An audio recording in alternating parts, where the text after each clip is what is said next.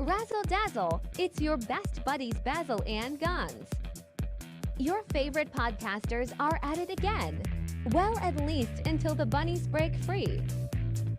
Support value for value and think outside the cage with Canary Cry News Top.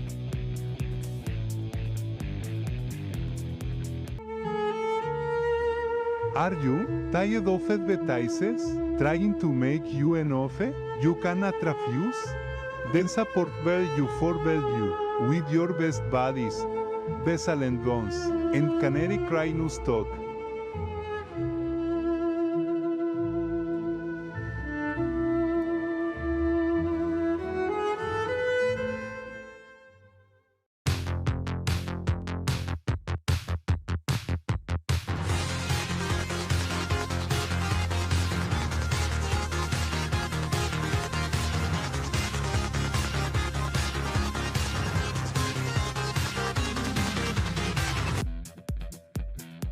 Because it takes years of specialized training to watch adorable samurai babies.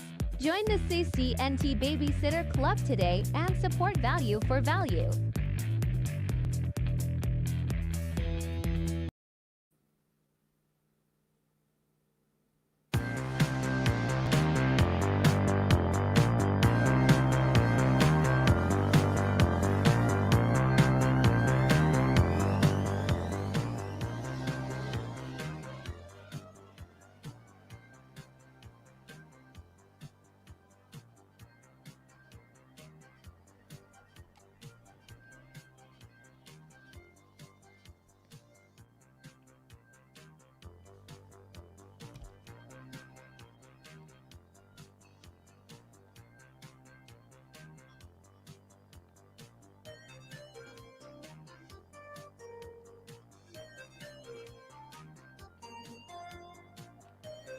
Check one, check two. Okay, I think we're going. Okay, folks, here we are. We're here.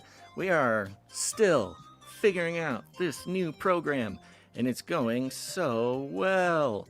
What's up, Loverbug91, Saltapal, Ellie, Estimating 1, Discovering 3, Echo 26.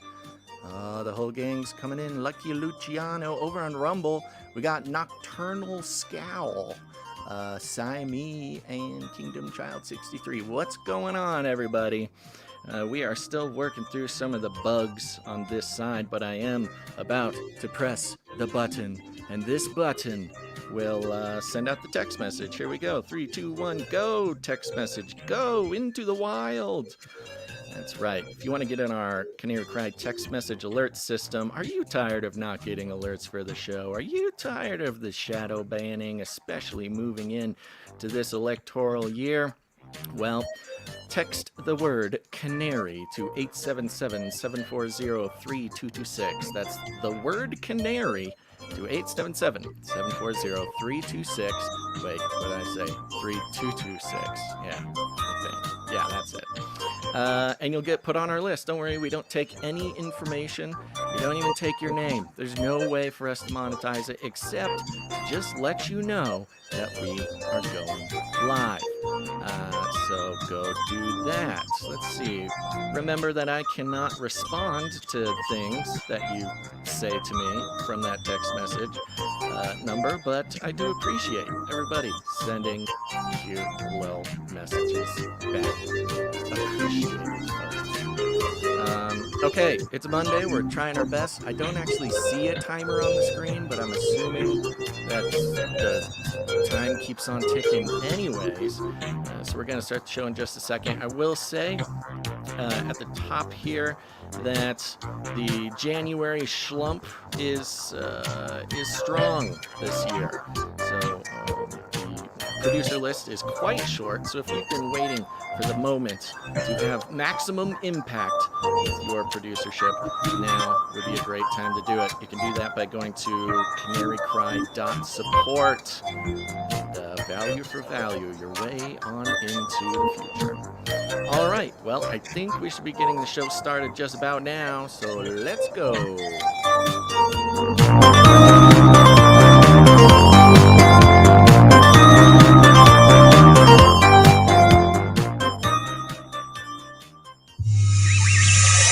The world is is getting crazier. People are acting more and more insane. The end of the world is tomorrow. There's only one thing to do when the world is falling apart. Listen to Basil and Gons as they discuss this week's news and events through the lens of Bible prophecy. You are listening to Canary Cry News Talk. That's right. You are listening to Canary Cry News Talk. Today is January 8th, 2024. This is episode 704. And today, the Nephilim update. And signing on from Off the Grid, Razzle Dazzle. I'm your best buddy, Basil, and you are not crazy. And my name is Gons, director of the Age of Deceit films, your favorite Asian provocateur for Christ, live to tape from very cold California to bring you the best news, which is the gospel message of Jesus Christ, while reporting the egregious with a well-rounded, biblically grounded take on world events. Today's emergent phenomena, we've gone mainstream, Basil. We have broken new ground. We have broken through the firmament. Topics that we talk about have trended in the mainstream. Oh, no, not just topics we've talked about. Look, if you're a longtime listener, excuse us for one moment while we gawk at the strange twists and turns that history has taken. I've said it before and I'll say it again. If we are in a simulation, the simulation is paying a lot of attention to Canary Cry Radio and Canary Cry News Talk. Back in the day, when we had to hide in the dark corners of the internet, podcasting about fringe topics from a Christian worldview, creating a safe space for all those seekers and weirdos out there to talk about things like the Nephilim and the Occult and the Illuminati and the geopolitical nonsense and the mainstream news and their shenanigans, all that stuff, which, well, created a reason for us to keep our identities close to the chest. Well, now it's just straight up mainstream, showing up on the most popular news outlets, in print, on TV, on radio, doesn't matter. That's where we're at, folks. So I don't know if I should be apologizing for the influence on the simulation, or I, probably shouldn't even be bragging about it. This could be a big problem. Yeah, don't give the algos things that can be used against us. It's really crazy. And honestly, I'm not just saying this for content. I'm saying it because I need to say it out loud because I can't believe that it's real, that it's happening. But yes, that's why the longtime Canary Criers are not surprised by literally anything going on in the world today. Even the most obscure topics and theories that have come across these airwaves for the past going on, 11 or 12 years now, are just topics of mainstream conversation. So yeah. I'm envious. I'm envious of the listeners of this show. I wish I could listen to a podcast that becomes more and more relevant by the day, against all odds. But welcome. We're glad you're here. Yeah, and just as a side note, we just passed 300 episodes since our last medical misinformation, and that strike is still on the YouTube channel, the Canary Cry Radio or News Talk YouTube channel. Oh, so yeah, that was episode 402. So yeah, literally over 300 episodes ago. They're still getting us. Still getting us. Episodes later, huh? Yeah. So because of that, we're gonna do a disclaimer. Oh yeah. It's time for a disclaimer. Now listen up, YouTube. That's right. And just for all the content moderators and censorship managers out there, be they robots or humans, everything you hear on this show comes directly from the mainstream corporate news media. We do not claim to be experts on healthcare, geopolitics, military strategy, corporate law, or the moral and ethical implications of any of these topics, nor do we implicitly or explicitly support or subscribe to any sources or narratives containing misinformation, disinformation, or malinformation, as defined by the Department of Homeland Security. We're good boys. All right, YouTube, we're good boys. All right, folks. And Gons, that was pretty quiet for me, but remember, we are still trying to get a hang of our new streaming software. So if volumes or levels or things are a little wonky, if you're watching live, please let us know in the chat if anything's a little wonky, because What I am hearing is not what you're hearing, and we're just trying to get a handle on taking our step into the future here. We've been called old men for too long for using Skype for all of our podcasting needs, and so we're testing out all these newfangled softwares from all these kids out there, and Gons is almost a grandpa, I think. So it's getting there. Yeah, takes us a second. All right, but let me give you a rundown. Oh, look, here's Basil. Let me bring you up to speed. Yeah, we're starting out, folks, with the Nephilim update. It happened on the day of last episode, so we weren't able to bring it to you, but here we are now. We have got the 10-foot shadow aliens loose in Miami. And here's the thing, folks, the story of what may or may not have happened is less interesting than the way that story is being weaponized in the 5th generation war that we are currently experiencing. So we'll be giving our thoughts top to bottom there, and perhaps there's even a tie-in with some of the Epstein shenanigans. I don't know. We'll find out together. Then, for the Flippy update, the robot arms, they are marching, and Google, in all of its technocratic benevolence, has come out with a robot constitution. That's right.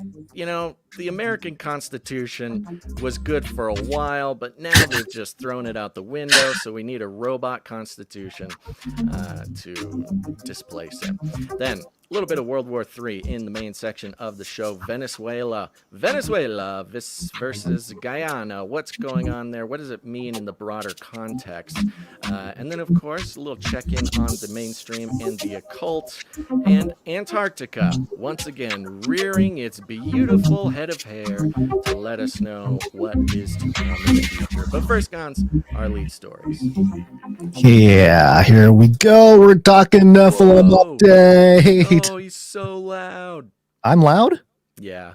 Oh, I didn't change anything over here. Of course. Of course. Not. It's Nephilim update.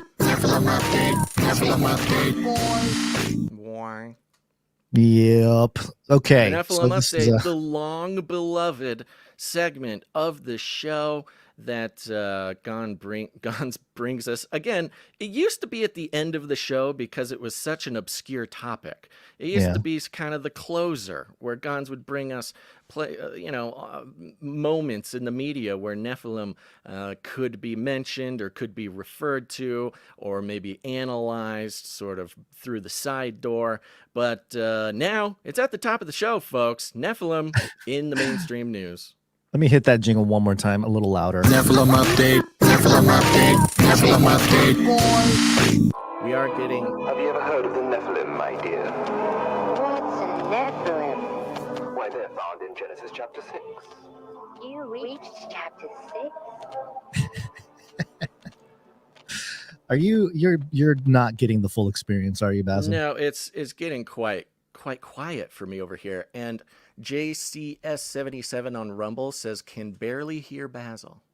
Yeah, see, that's what I was saying earlier. You're very quiet. Overall, this is from Morv. Oh, Sir Morv's here. Gonzo's overall volume level is a little bit more than Basil. Okay. Gonz, you're pushing me out. He's trying to push me out of the show through technology. I'm pulling myself back. I'm holding myself. Hold me back. Okay. Is that better? I don't know. I'm not hearing what everybody else This is is fun. hearing, I like doing this live right at the top of the show. We needed to do it, though, at some point. Okay.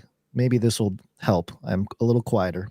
Yeah, it was suggested. It was suggested last episode that we take today and just do like a live show where we're mostly just testing the tech to try to dial it in. So there's a chance that we will kind of have a little bit of a mix, okay? We'll be trying our best to do a show, but we may have these moments where we do some adjusting. And this is good. We need the producers in on this process because obviously, Gons, you and I doing it ourselves is not doing the trick. Well, it would help if we each had a third ear that was on the other side of a computer screen from where we are. That's the producers. They're our third ear. Forget the third eye, folks. It's the third. It's all about the third ear.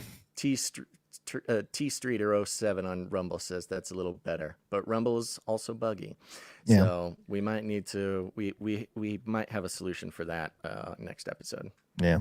Okay. So the Nephilim. So the Nephilim are a race of giants that were offspring between an unholy marriage between rebellious, divine, some would say pre-Adamic beings, and the daughters of Adam, daughters of mankind, as recorded in Genesis 6. It's the more precise reason why God said all flesh had corrupted their way and decided to flood the earth, except for Noah, who was found to be tamim in the Hebrew, which means blameless or without blemish. And we talk about the Nephilim to not only help us understand the cosmic war that we are in, of which the Bible is our guide, but also to explore everything from ancient mythology to contemporary topics in the paranormal, supernatural, aliens, UFOs, cryptozoology, and all those fuzzy entities out there. So in that context here, we have the Rolling Stones. I guess it's Rolling Stone. Sorry, it's singular. Yeah, RollingStone.com. The magazine, not the band. Yeah, sorry. Conspiracy theorists convinced shadow aliens are loose in Miami. Okay, so there you go. Right off the bat, I mean, they had to do it this way. They couldn't just cover a current event that says, hey, something weird's going on in Miami. Look at these videos, look at the TikToks or whatever. It's about the conspiracy theorists. They are the subject, and the object is the Nephilim running around now. The shadow aliens. Yeah. The public needs to, they can't just get hit with Nephilim in the headline. They need it to be, they need to Neph pill them. Is that a thing? Yeah, Nephi pill? Yeah, Neph pill.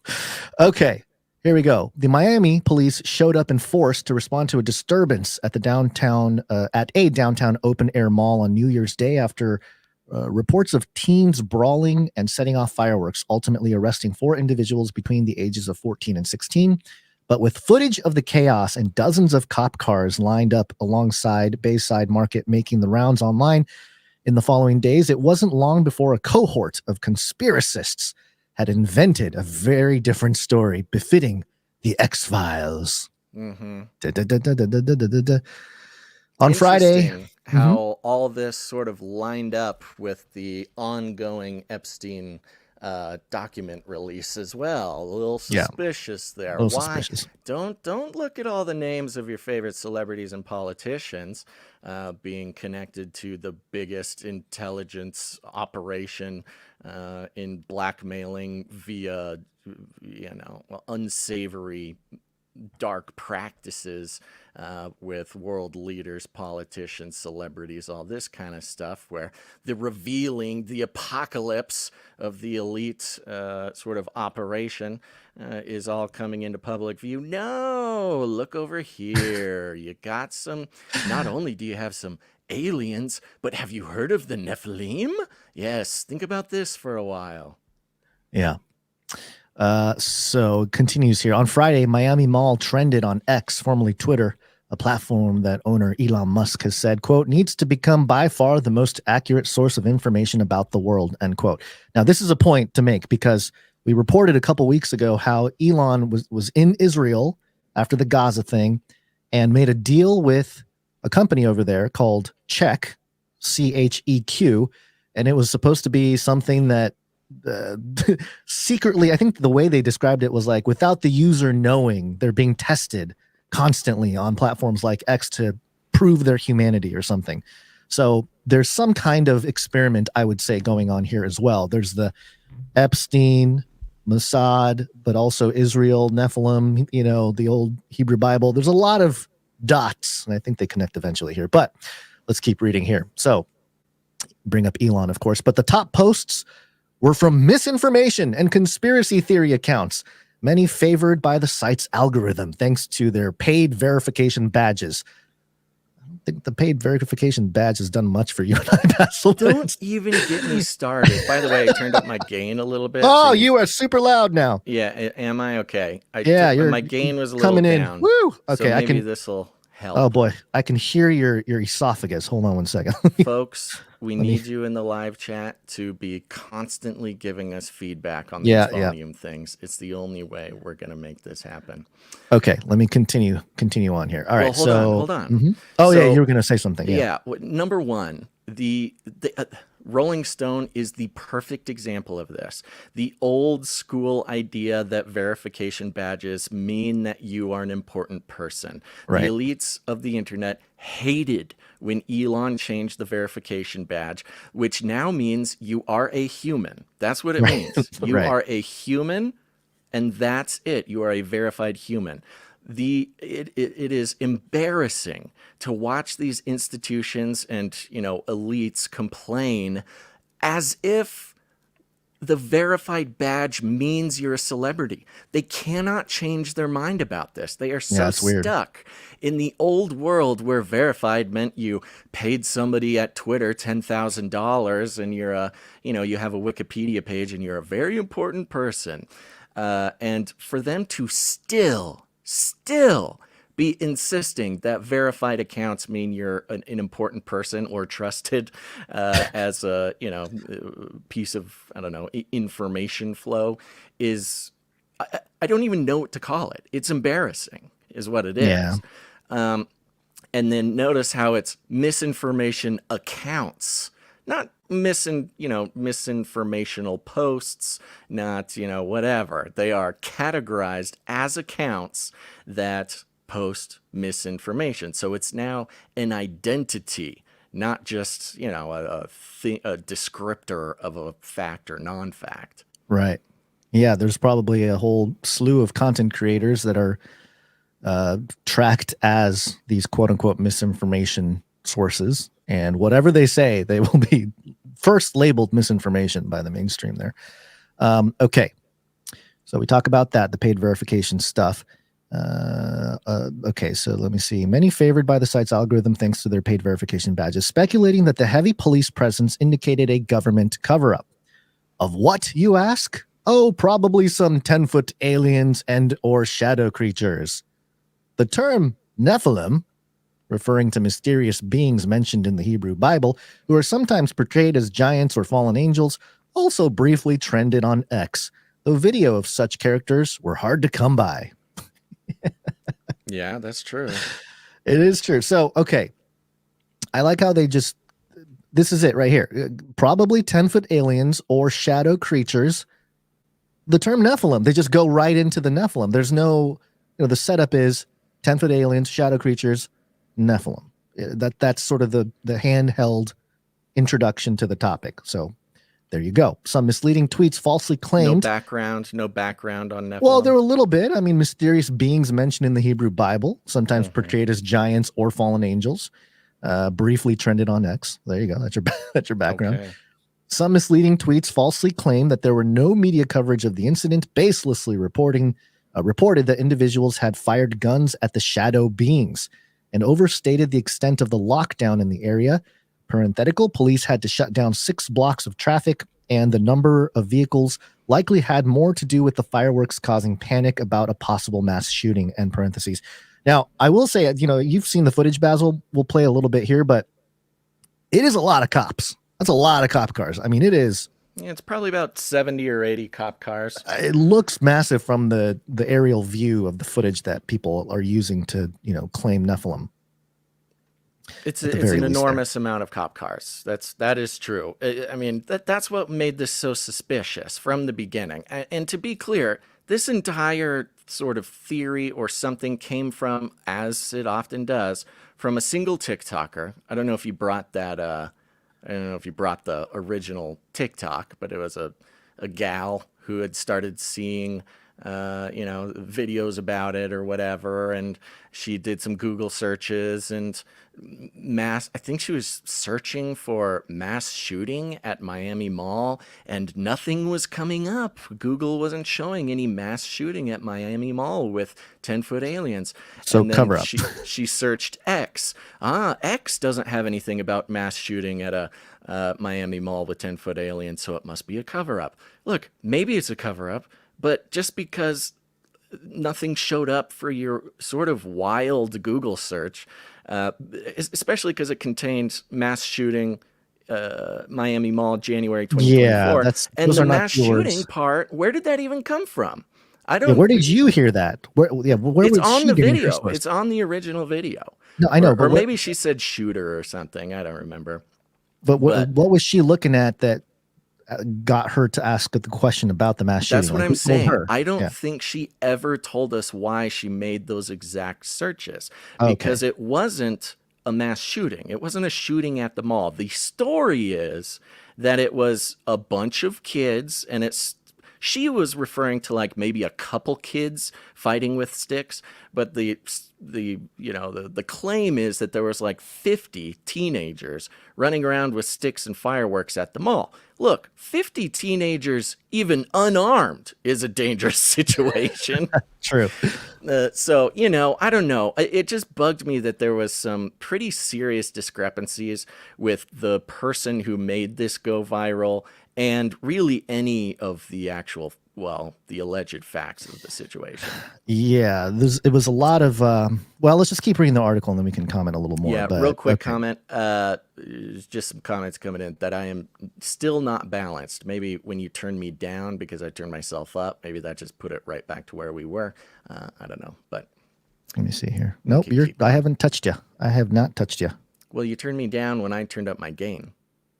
I turned you down in my headphones, but not out there, not on the Maybe platform. You're broadcasting your headphones to the world. Yeah, maybe that's I possible. don't know. Just telling you what JCS77's saying on Rumble. You All are right, quieter continue. than you were when you were super loud and came in hot. So, yeah. Okay. Where were we? Yes, the whole thing. Oh, after that parenthetical that we paused there, right into a few implied that it was all intended as a distraction from the unsealing of documents related to sex traffickers Jeffrey Epstein and Ghislaine Maxwell. No, a few level-headed analysts there, I guess. Yeah, I'm glad Rolling Stone mentioned it, and other viral posts, including one that incorrectly referenced the havoc unfolding on Thursday rather than Monday, and a TikTok that the user later confirmed was a trollish joke. Why are you even mentioning it then, Rolling Stone? Purported to be eyewitness accounts of supernatural phenomena. I believe this is LARPing, Basil. It's like admitting to LARPing. Collectively, these posts have been viewed millions of times. Yes, because the CCP has a button to make anything on TikTok go viral. And now it's news. Of Now course. it's news. If something's been viewed millions of times, you got to write it up in Rolling Stone. The ridiculous theories got so out of hand that the Miami Police Department spokesperson was compelled to inform TMZ that overhead footage of a supposed gray creature was in fact a human being and their shadow. Quote, what is seen on this clip is the shadow of someone walking, they said. If you look at the bottom of the shadow, you can see the person, no creature. Another clip of an alleged creature was just blurry video of 3 police officers walking alongside one another. So, yeah, some of the footage was a little scant.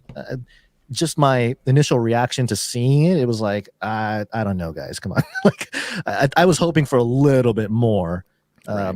Once people were freaking out, Nephilim trending, all this kind of stuff, and look at the footage, and you had a bunch of teenagers walking around, and you couldn't get a single kid to get like real clear phone footage, or a few kids. Right. I mean, if you had 50 teenagers running around and you had something that big or just obvious walking around, you better bet that it would be a much bigger thing, or the shutdown would be way more intense. It wouldn't just be like, I mean, I think the logic of it is that the 50 teenagers were the cover up, so there really weren't 50 teenagers. Yeah, of course. But and it goes against everything we know about UFO sightings or alien sightings is the thing. An alien to show up in a highly populated area and run amok, and that's just not their MO. What other time have you heard of a credible story of aliens showing up in a highly populated area, running around, getting attention? If an alien species wanted some attention, they could find a much better place to kind of, reveal themselves. I don't know. I thought that part was a little strange. The only sort of comparable sightings we have to that were the South America, I believe the Peruvian aliens on floating platforms, you know, and of course that may or may not be some cartel those were gold. members Yeah, with a bunch of tech. Yeah. Yeah. That was a little different. There, in history, there's been more stuff that are, especially before, the Industrial Revolution. There's reports of sightings that seem supernatural, more so of your traditional type, and that's the thing. You would expect it to be more intense, messianic, whatever it might be, but just a random sighting. It could be, but at the very. So of course we don't know for sure. I wasn't there. The footage isn't great. It's possible that, it would be easy enough for somebody to beam down some kind of laser thing of a giant and then get a bunch of kids to freak out about it and, make it go viral. That's a thing. Blue beam on this? Yeah. Like just a blue beam test run, or a small test run of blue beam, see how it works or whatever.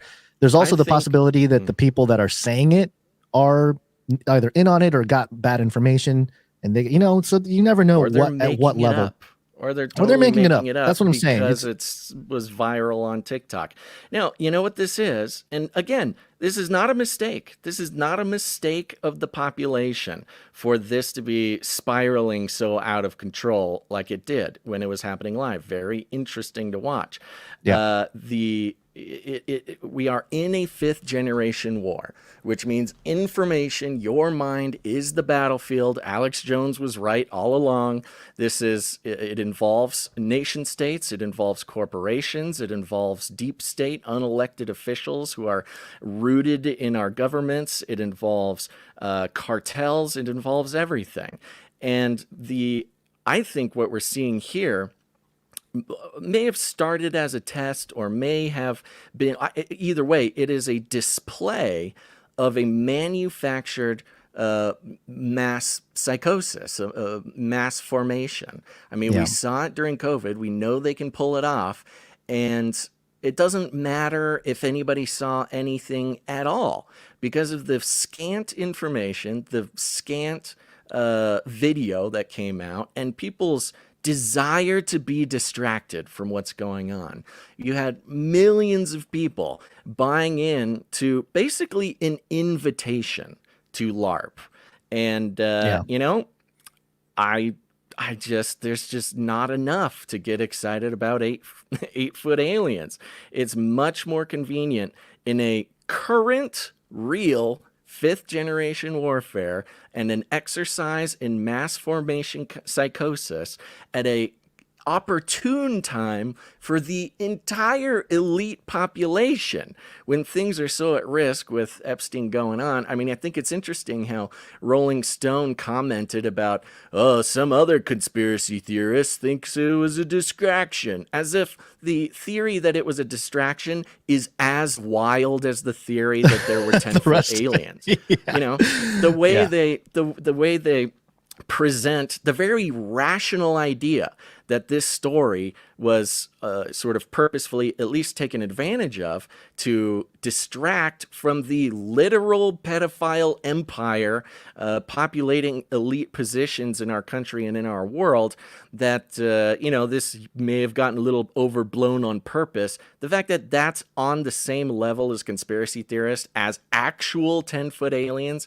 is absolutely indicative of their weaponization of this story. And, I know it's fun. We want to believe that there were 10-foot aliens running around. We want to believe that there was a cover-up. But they know that. And that's part of the 5th generation warfare is for them to give you the impression that you are getting what you want. That is how they win your mind. And especially with a topic like the Nephilim, which you and I both believe is a real thing. It's not just like some fantasy. This is like biblical. There's historical evidence for it. And, I guess you can call it alternative history or whatever, but there's enough stuff about it to suggest that something is going on that the public or mainstream is not necessarily acknowledging. And it's a big topic. So and it's also something that hasn't been sort of not tainted. That's not the right word, but the other word, like the word aliens, has been overused in headlines and media in the last couple of years, especially with all the UFO stuff in government. And so the Nephilim becomes a very useful alternative keyword to start farming all the people and what they're thinking. But also, I think the topic of the Nephilim will be the vehicle to a transhuman world. It is the absolute, because once you put it out there, you're going to get people like us that are like, okay, this is biblical. It clearly states, this is bad. This is not a good thing for humanity. In fact, you can argue that a large portion of Jesus's ministry had to do, or just not just Jesus, but the entire biblical narrative has to do with, defeating or overcoming these entities that are unholy and they were not supposed to be. They were outside of the kinds that were created by God. So the people will agree with that. But then there will be a whole host of people that are like, I'm in, man. I'm into this Nephilim. I want to be a Nephilim. That's awesome. Let's do it. A great intro into injecting the idea of the Nephilim into the culture at large. It's been very interesting to watch how the alternative and independent space has caught up to the Nephilim thing. I mean, Tucker, yeah. I have a clip here with that. Tucker is talking about Nephilim. You've got everybody's talking about Nephilim now. It's wild that it's become so popular, even in this sort of alternative space. And now Nephilim has jumped from the weird, indie podcasters from 2012, jumped to Tucker, and now it's jumped to Rolling Stone. It has full, sort of full infiltration of the media landscape. Right. And it's because the topic has to do with genetics. It has to do with, certain biology. It has cosmic implications. It can reference, it's a place where people can ground certain things going on in the world today to mythology. But this is why I think the Epstein connection is important to bring up here, because yes, the surface level analysis is, the Epstein stuff is happening, distraction over here, Nephilim. But I think even the distraction is actually useful in the entire Epstein thing, because as if those of us who've been around, we track stuff like this. Now, first of all, I want to mention that I went to Google Trends here. Let me make sure that this is all being broadcast so people can see. You did some keyword searches or keys there. What am I trying to say? Search terms like end times, mark of the beast, image of the beast, Bible prophecy, Nephilim. And, of course, there was a big spike in the last 5 years or so with COVID. End times spiked like crazy. And then again, end times spiked recently in October of 2023 with what happened in Gaza. And Nephilim was always very low. It barely made the charts. But then this last week, it shot up to 100. It was all the way at the top of the trending list. Yeah, it's wild. Which is crazy. It's crazy to see. I have the past 90 days pulled up here. I can pull up the last 5 years so people can see a little bit more of how significant the Nephilim pump is. But it's literally, just hugging the bottom the whole time, and then it went parabolic over the weekend. So it is a new era, Basil. The Nephilim is in the minds of your general public. I was going to say that it's very similar to the Illuminati. Remember, the Illuminati was kind of this conspiracy idea, 80s, 90s. Some Christians were talking about it. Early 2000s got a little bit more, the Bill Coopers and stuff are talking about it. And then as time went on, more people learned about it as both as a joke, like, oh yeah, the conspiracy, the Illuminati, but also it made it into culture. It was all over culture. It was obvious in all kinds of TV shows and cartoons and everything else. And it created this culture of, I'm totally against that. And the people that are like, how do I join the Illuminati? You know what I mean? Like there were, and you can still find ads of people like, hey, join the Illuminati. It's probably a scam. People get messages every day, invitations to join the Illuminati. So in a similar fashion, I feel like the Nephilim is that next level where it's not just, hey, join this club. It's, hey, let's do all the enhancements, quote unquote enhancements, right? So that's something to keep in mind as Nephilim trends. But also, speaking of the Illuminati watcher, that's Isaac Weishaupt. He's been longtime contact, just a peer researcher doing independent content for years. And he had a take, just a 1 minute take on all the stuff going on with the Nephilim thing that went viral. And he also plays the clip of Roseanne. So let's check this out. Conspiracy about aliens in the mall in Miami on January 2nd. Let's talk about it. The proof is flimsy, but I got to admit, this is an awful lot of police to arrest 4 kids causing a disturbance at the mall. The local news said the teens were causing panic, so they had to shut down 6 city blocks and send presumably hundreds of police officers to the area. The conspiracy starts because the eyewitnesses claim they saw 10-foot aliens walking around the mall, and that's really what was shutting everything down. Others claim there were black helicopters, police scanners were shut down, the airport wasn't letting planes through, and all kinds of stuff. There's a famous TikToker named Auntie Colette, and she suggested that maybe we're in the days of Noah, the end times, and this was a giant alien race known as the Nephilim walking around like back in the days of Noah. I'll add more fuel to that fire and mention that Tucker Carlson was talking to Roseanne Barr about the Nephilim just a couple weeks ago. No idea what's going on. I don't know if this is the Nephilim, right? I was going to say, I know. 2024 is off to a banging start. We might get Project Bluebeam faster than we thought. Boom! Yeah. We're going to get Project Bluebeam quicker than ever. So yeah, that's the sentiment out there. And so, yeah, we've been prepared for this moment, but also settle down, everybody. I think they're playing us. They're playing us. No, I mean, and I mentioned at the end of last year that, you know, we and the listeners of this show and people sort of in our specific niche, you know, it's sort of the fringy kind of Christian-y truther part. I mean, our peers, I want to make sure to sort of separate them from the, like, I don't know, the more secular side of it, which even Christianity as a topic is sort of starting to seep into the formerly secular truther space. But the point of, oh, nuts, what was I just going to say? Oh, no, Gons, I got distracted. Those googly eyes have failed you. What did you just mention? What did you just... I was talking about Isaac and the Yes. Okay, sorry. Yes, I mentioned at the end of last year that it feels like we are very specifically, like, this is the time. This is, you know, all the weird twists and turns of the history of this show and others in the genre and the really unique characteristics of the Christian worldview, you know, sort of in the... Addressing all this weird stuff. Exactly. Yeah. Is more than ever extremely important. And it's important to have people who have been doing this for a long time, you know, talk about the Nephilim, this type of thing, biblical prophecy. It's easy for a you know, formerly or currently secular podcaster to kind of see the rumblings, see the post, kind of mention it on their show and just kind of wonder about it.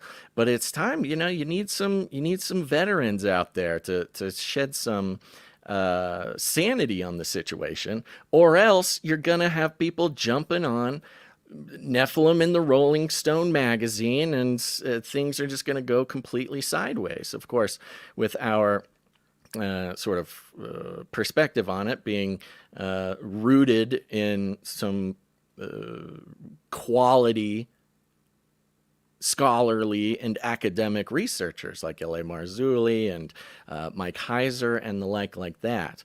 I'd be interested to see what their numbers are looking like now, because really this is the moment for that type of long-time scholarly academic good quality research to be injected, put in the spotlight. To have it, you're right, to have it available, and to have it easily accessible for the now millions of people who are just hearing about Nephilim for the first time. Yeah, and I go to a very tame church, and over the weekend, it wasn't Nephilim talk, but it was as end timesy as as this church has ever been. Right. And I was very surprised. I was like, wow, okay, we're going there. And don't get me started. I walked out. I didn't want to start any conversations. I think it's a good opportunity. It's a good opportunity for Canarians all over the place, you know, longtime listeners. When this Nephilim topic starts coming up, first of all, you can probably riff on some of the good academics of the topic, but, you know, now's the time to share the Mike Heiser episodes, to share the L.A. Marzulli episodes. We're going to get L.A. back on soon, too. He's and especially... You know, because these episodes are a few years old, some of them, you know, close to 10 years old. Yeah. It is bearing witness that there is a long time tradition of connecting these topics like Nephilim and such to current events. And I think that's going to be a very powerful witness, even though it's old and, online, if your content isn't brand new, it's not going to go viral or whatever. This is kind of a sort of akin to like busting out an old book that has the information. Basil, you and I always knew that we were on this sort of path to build the ark, we knew it, like every episode of News Talk, especially as you get into a few hundred episodes, it's like, okay, like you have to be able to see the bigger picture. Otherwise it's just, it becomes a little, we get run down, Right. It gets rough. But just to tie it back to the Epstein thing, and speaking of history, there's an article that's 4 years old from The Guardian. And the headline is Epstein reportedly hoped to develop super race of humans with his DNA. And so the information's been out there. This is where I think the connection with or using the Nephilim as a topic to disseminate this type of information to the public is related to the Epstein conversation, because Epstein funded so much of it. These details are often ignored in the Epstein conversation. Not just Epstein Island, not just Lolita Express, but his, whatever it was, New Mexico ranch that he was starting to, to eugenics project to make the, some enormous percentage of future humans to be his progeny with his like ranch of concubines that he was going to. It's out of control. It's populating the earth with. I mean, it's is a huge part of it that's not getting talked about. It's definitely beyond just the pedo and the trafficking and all that. That's what the public is getting. And I think, it's obviously outrageous and people need to expose it and denounce it and push back against that. But there's an even darker side underneath, which is, I think, what people are starting to at least see, and the light will shine everywhere. So for example, financial-world.org, this just came out, The Dark Side of Genius, uncovering Jeffrey Epstein's transhumanism obsession. And it goes through a bunch of stuff here, but I just wanted to quote a particular part here. Genius added in there. I don't know. Epstein is known as a lot of things. I don't know anyone who considers Epstein a genius. I don't know if it's tongue in cheek. Maybe that's how they want him to be remembered, long after we're all gone. Yeah, Epstein's views and scientific endeavors. Epstein's scientific gatherings were not just theoretical discussions, but also platforms where he expressed controversial views on population control and societal improvement. At a Harvard session, as recounted by Mr. Pinker, Epstein opposed efforts to alleviate starvation and improve health care for the poor, arguing that these measures could exacerbate overpopulation. This stance led to Epstein's estrangement from some academic circles. Yeah, the ones, some of them. Controversial business ventures, Epstein's scientific and financial pursuits. Epstein's interest in scientific advancements was not merely theoretical, but also extended into complex business ventures. His project, Southern Trust, reportedly generating substantial revenues for DNA research, demonstrates his active engagement in cutting-edge scientific endeavors.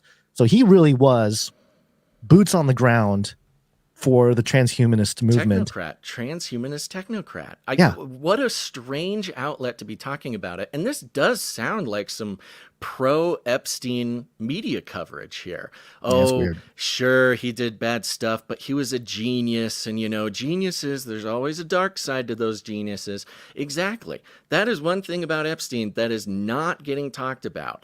And again, yes, is his Lolita Express operation the most sort of blatant example that we've ever heard of? Yes, it is. It's horrible. But also, with the eye of the public, the spotlight being so focused on those crimes, there's not a lot of talk about his involvement in planning the technocratic sort of dystopian engineered future by these occult weirdos. I mean, it's again, it just goes to the bigger picture that you mentioned. Yeah. His business venture, Southern Trust, reportedly generated $200 million in revenues by exploring DNA sequencing and its potential commercial applications, akin to projects undertaken by companies like 23andMe and Calico, a Google Life Extension spinoff. This enterprise involved studying DNA on a Caribbean island and selling the insights to drug manufacturers, a plan that, while outlandish, finds echoes in the legitimate scientific community. Oh boy, man, this is this Epstein angle here, I think, is it's another one of those things, another layer, I guess, that maybe people just aren't ready for, or maybe it's people like us who've been looking at the topic of the Nephilim who can contextualize why, the whole days of Noah thing that Jesus talked about, But as the days of Noah were, so shall also the coming of the Son of Man be. And then people look at what was going on in the days of Noah, 600 years, or was it 650 years before the flood, and then 300 years after the flood, which means Tower of Babel, all that stuff going on. But again, just to explicitly make the connection, that's the connection with Epstein. I mean, his connection to the technocratic engineers of the future and their desire to replicate the days of Noah. And of course, we know how that all ended. But yes, with the inclusion of the Nephilim, bringing in the exact sort of offspring of that time into the mainstream public conversation. I mean, it's sort of a worn out phrase here, folks, but it really is all connected. It is. And just to top it off here, I think to understand I think we're at some kind of peak for public awareness of the pedophile part of it. I don't know that. I suppose there's still people that are. What was it? I think there was I don't have the clip, but I think Conan O'Brien recently on his podcast had a guy, like some longtime Hollywood guy or something, producer, writer, and he had no idea that he knew Epstein, and I think it was genuine. It didn't seem like it was acted. He didn't know that Epstein had been, committed with crimes and he died in jail or whatever, quote unquote. Just didn't know anything. Didn't know any of it. So I think some people in their bubbles, okay. I don't know if I believe it either, but it was somewhat of a genuine response. Okay. So in that regard, the peak culture here being Jim Gaffigan cracks pedophile joke at Golden Globes 2024 after Jeffrey Epstein list drops. Golden Globes. I mean, I can't even believe I'm in the entertainment industry. I can't. It's so unlikely. I'm from a small town in Indiana. I'm not a pedophile.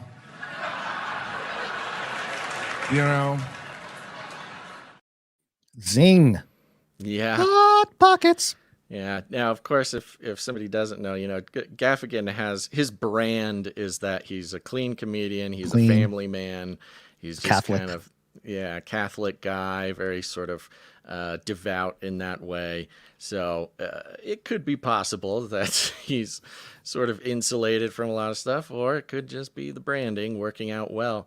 But again, remember when Ricky Gervais did sort of a similar thing and got kicked out, and it was a big hullabaloo, and it's an interesting day when there's actually people sort of, I don't know, it's almost like that and not having it be a big scandal. Yeah, it is weird. It's almost like he has the favor of the Pope or something, which he likes the Pope.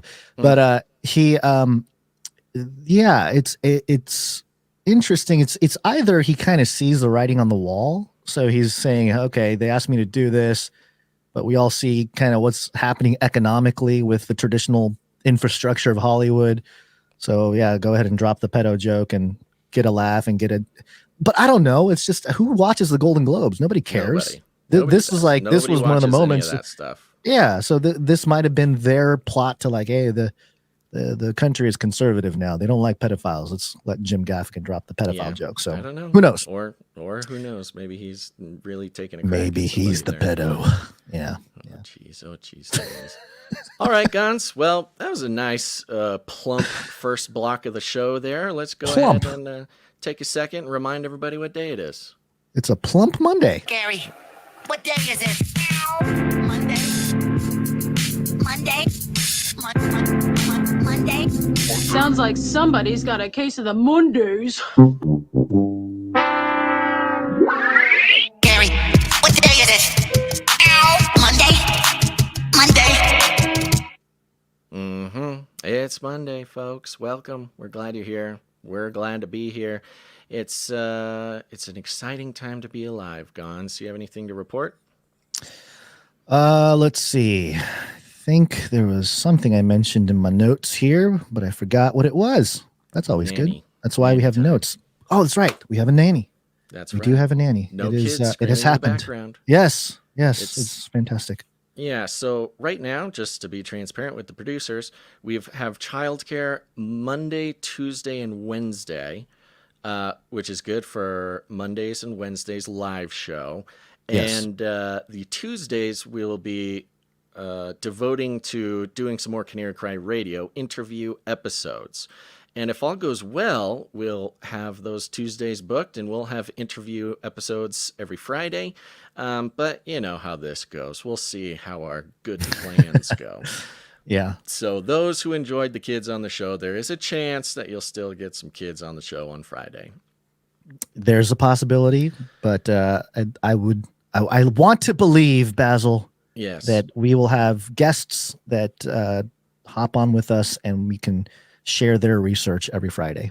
Yes, and we have some producers or we have a producer who has stepped in to help us fill that need, and I will be thanking them when the time comes. But the point of that is that it's 2024. This podcast is positioned where it is positioned because the Lord has put us there, and you, dear producer, have been put here as well for the same reason.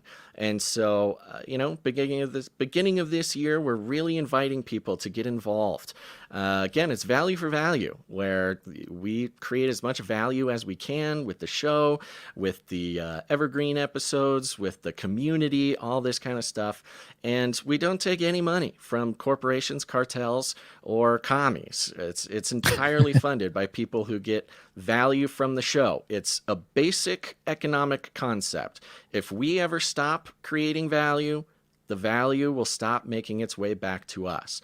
And so it's important that we let everybody know that that's how it works. You're not going to get any advertisement. We don't practice the occult art of marketing, which is gathering as much of your attention as we possibly can and then selling it to a corporation.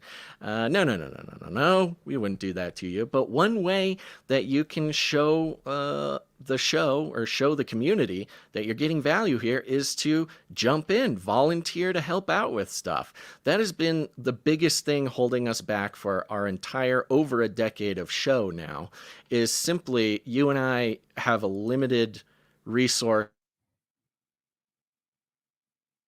So the producers who come in, they join the team, and whether it be something little or something big, like doing the timestamps, we've got people.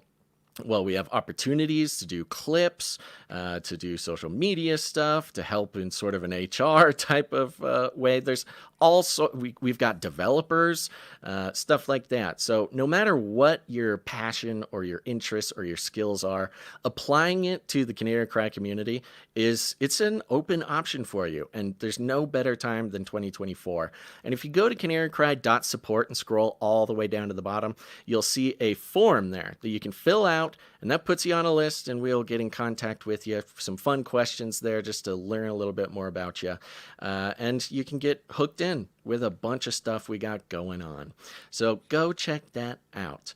Yeah, where were we? Oh, the childcare. Yes, I will say, again, with the transparency, we are currently we have not hit the goal of Canary Cry Babysitters Club people. For those who don't know, if you go to canarycrybabysittersclub.com, you can commit to helping the show out with 1 hour of babysitting time a month. And that you can know for a fact that money goes straight to the child care, and also by extension Gonz's sanity, and also by extension the quality of the show.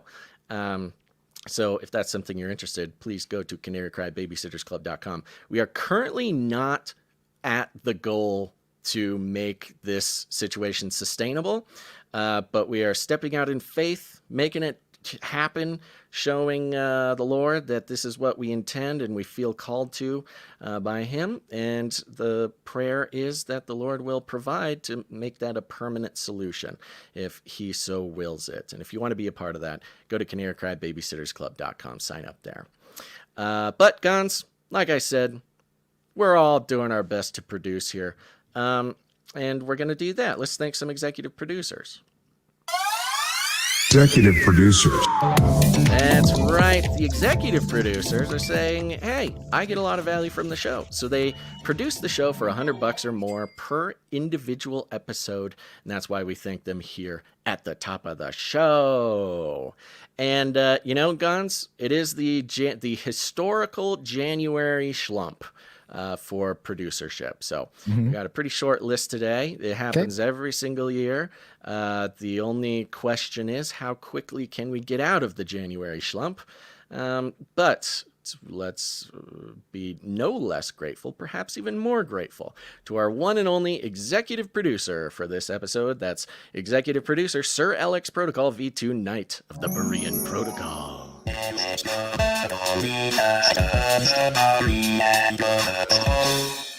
That's right. All right. Thank you. Comes in for his classic $100.33. Illuminatus. And he's on a 251 episode streak in total and a 47 executive producer streak. Oops, wrong one. Oh, and you said he passed 250 on the regular streaks? Yeah. The Canary and the French Chinese. Come on. There you go. What is that one? 250.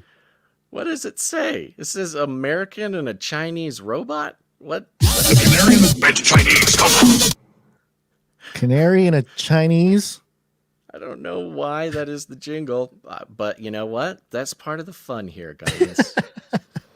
All right. I'm going to just go through and thank the rest of our financial producers. It'll be a short list. Before you do that, thank you, Sir Alex Protocol V2 Knight of the Berean Protocol. Where'd you find this?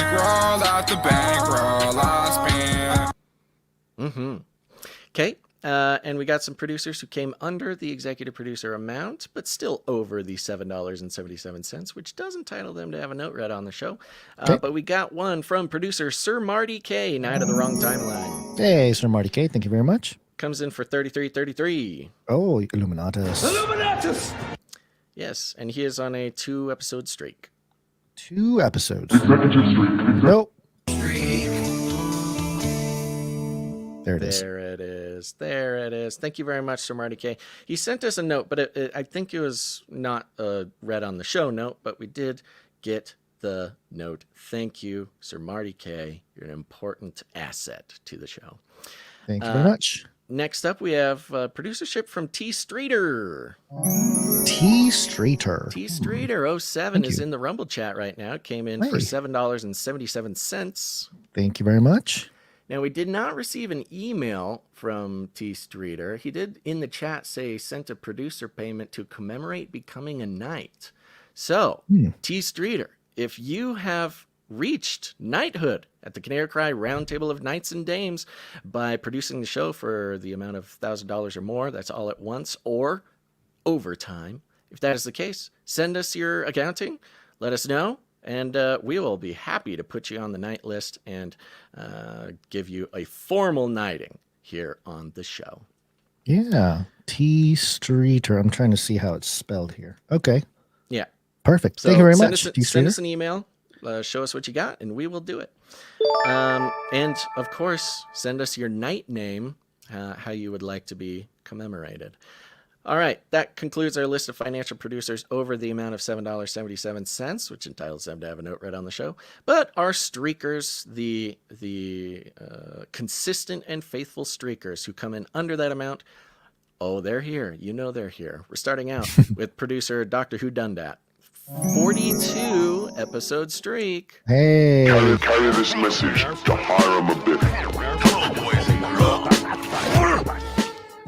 That's right. Those who are up to date on their deep Freemason lore will get that reference. Thank you, Dr. Who Done Dat. Yep, thank you. Next up, we got Sir Morv, Night of the Burning Chariots, 317 episodes in a row. Thank you, Sir Morv.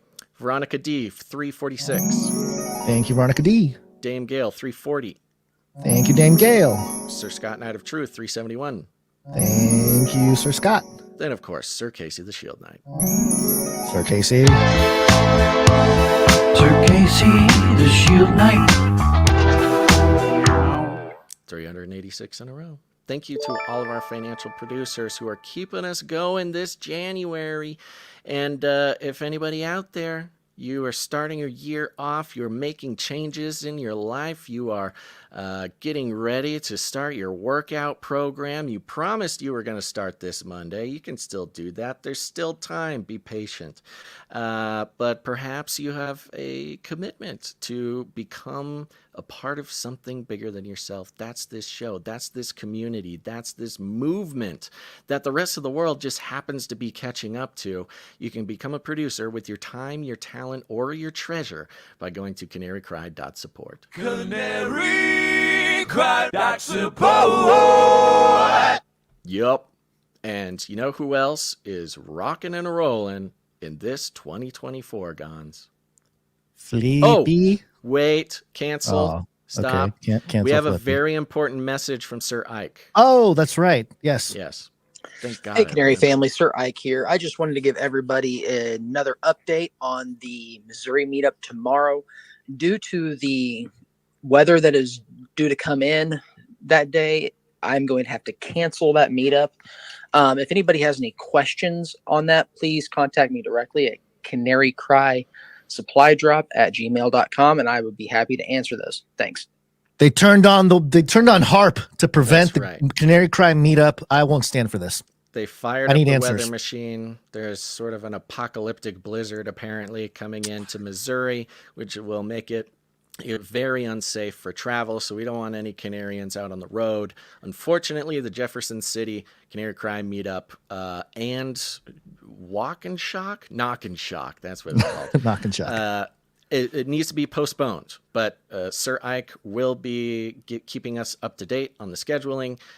If you are a Missouri Canarian, if you are a Canarian in or around Missouri, send Sir Ike an email at canarycrysupply.com. Nope, canarycrysupply@gmail.com. And get in touch, because the Missouri Canarians, they are mobilizing, baby, and you should get involved. Yep. All right, now it's time for Flippy. Flippy update. Do you want fries with that? That's right, folks. Time for the Flippy update. Flippy is our colloquial name for the disembodied robot arms that are taking our jobs, enslaving our children, and flirting with our spouses. We use talking about Flippy as a way to explore all the new fun and exciting ways that robots are taking over the world and how there's nothing we can do about it. Today's Flippy update. We're going big picture, folks. Of course, Flippy, the robotic arm who first was flipping burgers and then went to space, got his graduate degree, did all these things, taken over the world. The robotic arm, the symbol of the propaganda of robots encroaching into our everyday lives, reinventing what it means to be a human. Of course, there's a bigger picture, and that is Google writing a robot constitution to make sure its new AI droids won't kill us. Look, Gons, the idea of a constitution worked pretty well for America. It's a little bit shaky recently. Turns out it doesn't matter what you write on a piece of paper if nobody's reading what you wrote on that piece of paper, but that's for another podcast. But Google coming in as a sort of governmental, mythical, moral setting figure. Yeah.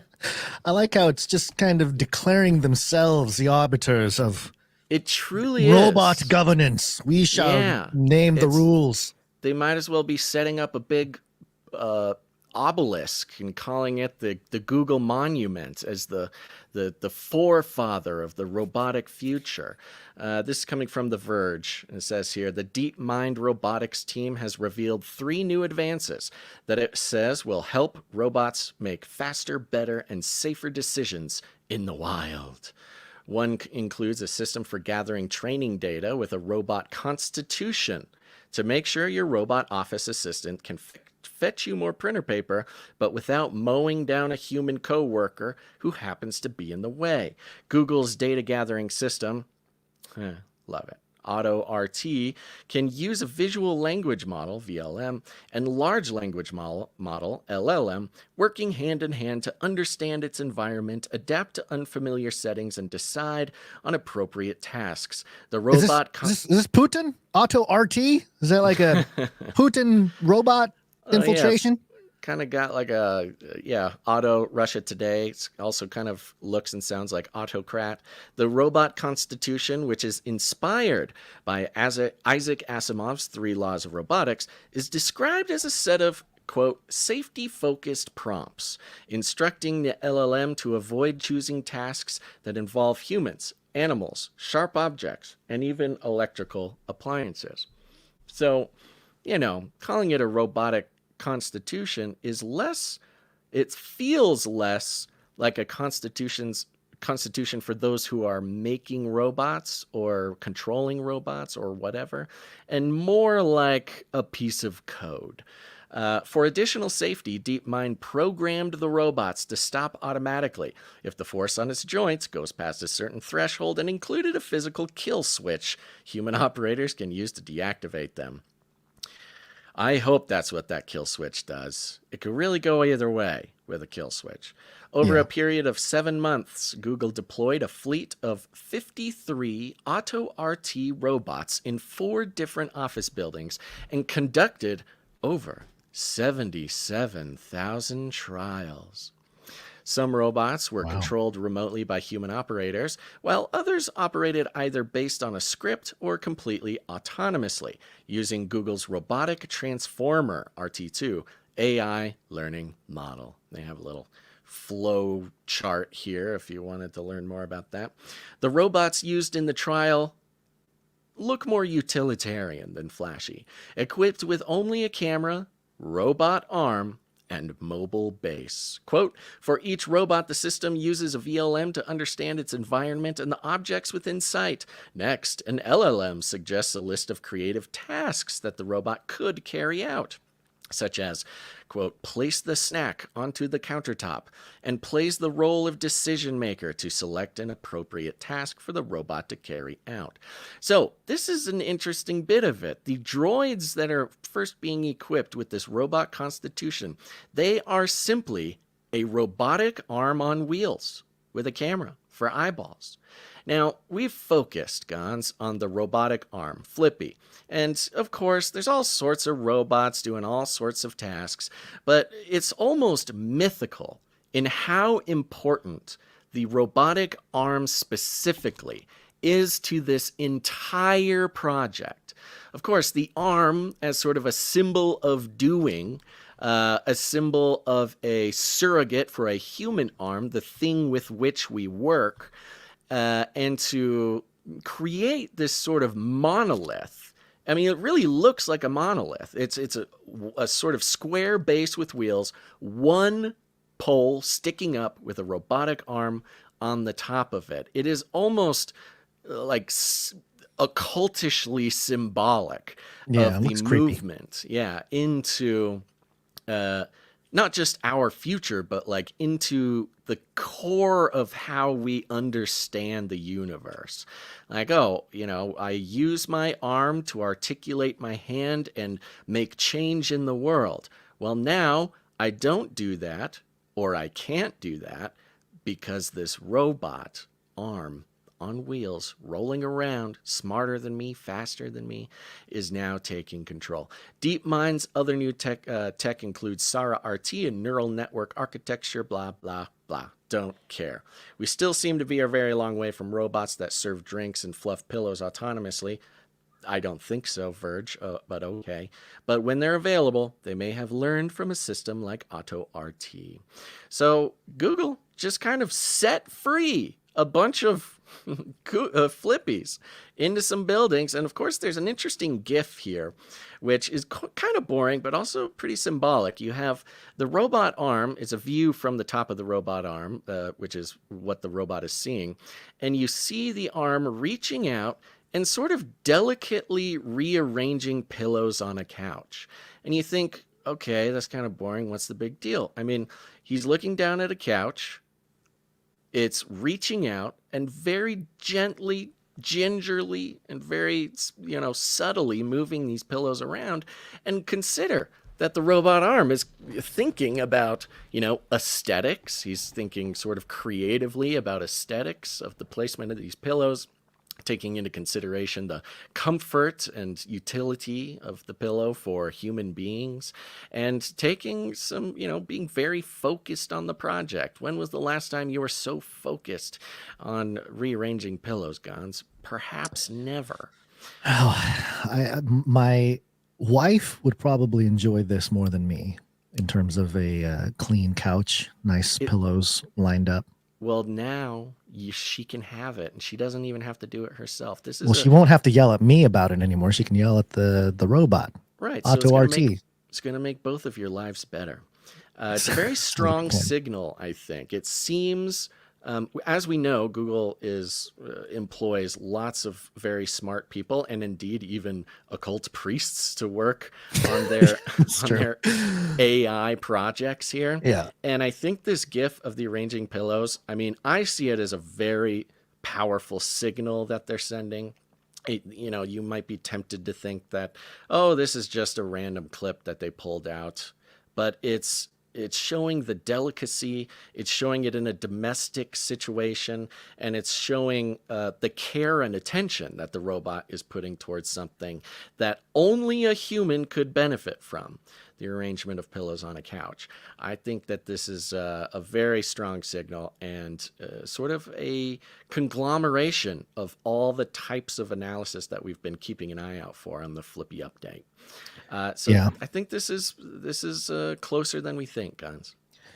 Well, the Flippy arm, the arm in general, you got your strength logo, it just represents, like you said, the ability to do work. There's some moral fortitude built into the concept of, a fist or an arm. Yeah. But also I would say that as the demons enter our realm, it's like they're reaching their arm through first, and then like making sure we're fine. We're not going to hurt anybody. Well, a couple people we might hurt, but for the most part, we're just here to, help you out with the arrangements of pillows on the couch. The most mundane type of stuff, though, it's not. I mean, there are obviously, we've seen robot arms and varied magnificent, extravagant things that they're doing, but going in space and all this kind of stuff. But in terms of just the mundane, I think that's where the robots are going to enter into the homes. It's not going to be so much this crazy stuff. Like, think about the robot vacuum. Very mundane, kind of a chore. It's more of, hey, we're going to alleviate you from having to do stuff.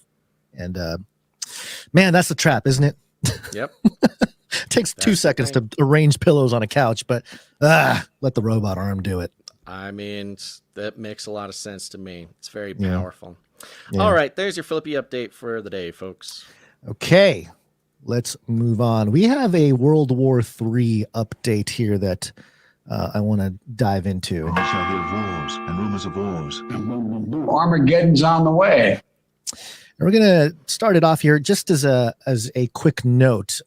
We have producers sending links to us all the time. It actually started with producer Jam, and producer Jam has been sending us almost without fail a list of links to consider, a list of articles to consider for the show, almost every show. Yeah. And a few episodes ago, about a month ago, actually, he started sending us some stuff about Venezuela and its conflict with Guyana. Now, at first glance, I'm kind of like, what's the, okay, another territory, another kind of conflict or whatever. But it really does, as I looked into it, it was like, okay, this is another prong or it's another spoke in the wheel of World War III, where really it's all these regions having conflict, rearranging border lines, all kinds of stuff based on resources. It's your traditional type of warfare going on, but for the West and how it's going to be used, I think it's a topic that we're going to hear more about in the coming months, maybe years, depending on how things work out. But it's just another one of those situations where you have a clear team. You have Team East and Team West that we've talked about before with the context of World War III. So just to kick things off, This is from December 5th. Now, Basil, I had to go to the archive to get this because the link itself was dead to ABC. So I don't know if you can get that link. The actual article link itself was dead for me. Can you check it out? ABC News. Yeah, let me check real quick here. Come on. The headline is Maduro orders the immediate exploitation of oil, gas, and mines in Guyana's Essequibo. No, it's dead for me. I'm going to go ahead and check the Wayback Machine. I have the Wayback. I have the Wayback link there on the archive. No, yeah. They took it down. Yeah, they took this down. So interesting in itself that they took it down. So yeah, in this article, it just mentions how Maduro, the president of Venezuela, on Tuesday, this is back in December, directed the country's state-owned companies to, quote, immediately begin to explore and exploit the oil, gas, and mines in Guyana's Essequibo region, a territory larger than Greece and rich in oil and minerals that Venezuela claims as its own. So, okay, this is about natural resources. Yeah, CNN, old school geopolitical stuff here. I know. It's great. This is a throwback. It's a throwback. It's not about. They're not even pretending to be hunting down terrorists to take this oil. They're just like, we want the oil. Give it to straight up. Yeah. Let's see. December 6th, CNN reported Venezuela's president orders creation of new state and map, including land from Guyana.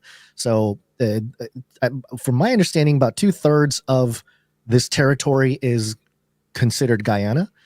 And there's some history behind it here. There was an article from the nationalinterest.org with the headline, Mark Twain would understand the Venezuela versus Guyana crisis.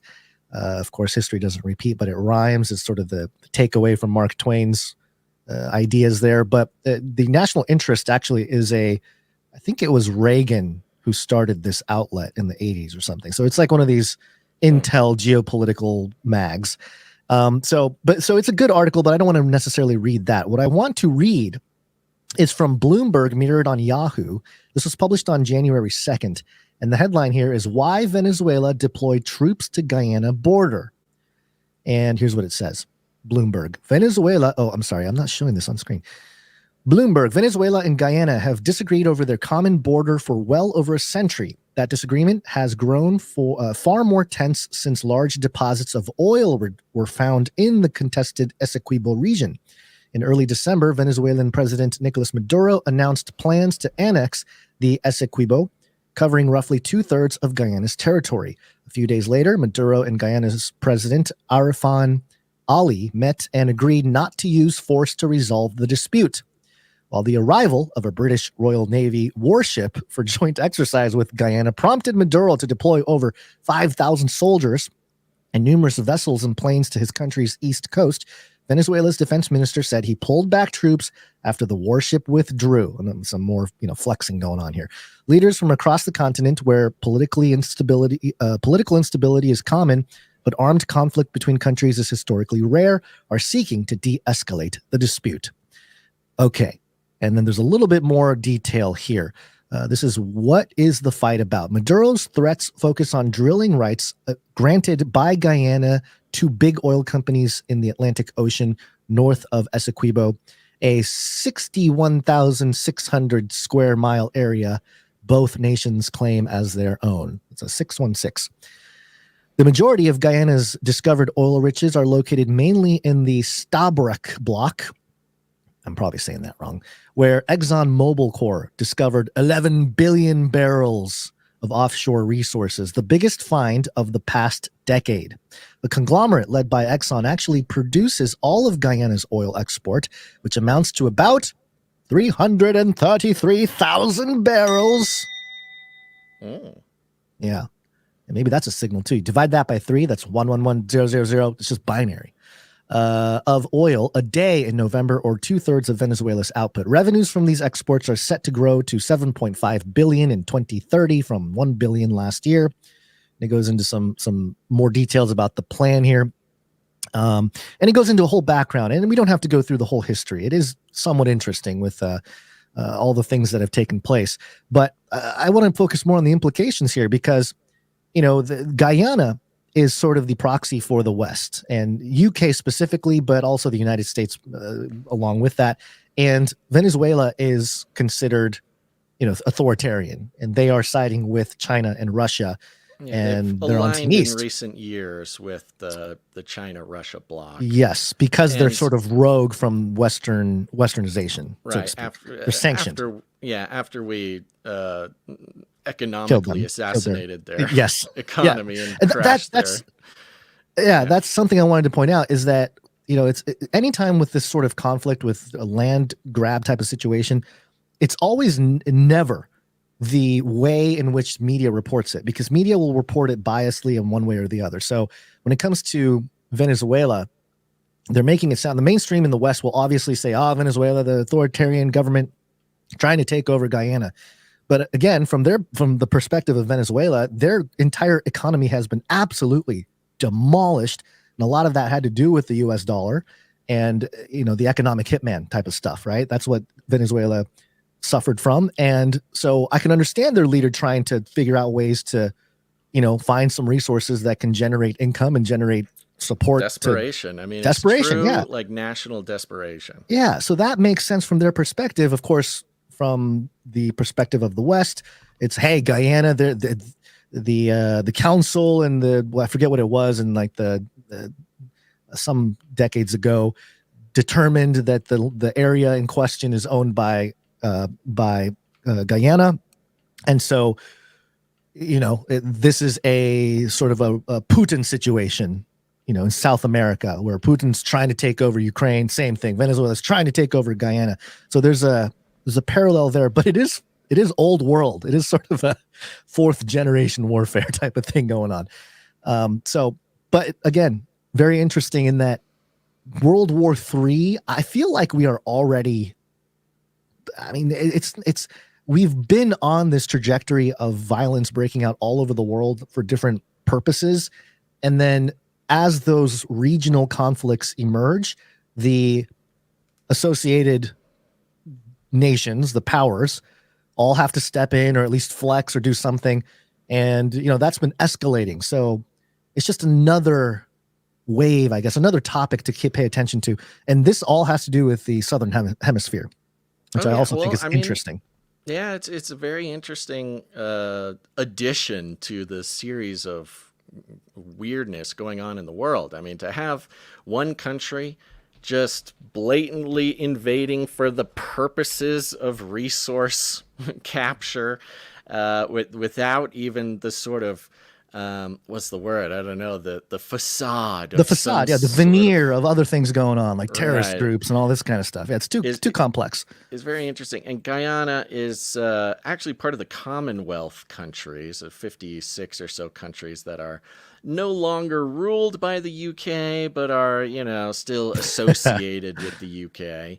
Yeah. And so I think they did call on the UK Navy to come by and save them. I don't know what the update on that is. Yeah. So the timing of it, I'm not 100% on the timing of everything that unfolded. But yeah, like I read earlier, the two presidents met and they're like, all right, we'll try to be peaceful. And then the Guyana president was like, all right, let me call the UK force just to kind of do a drill, right?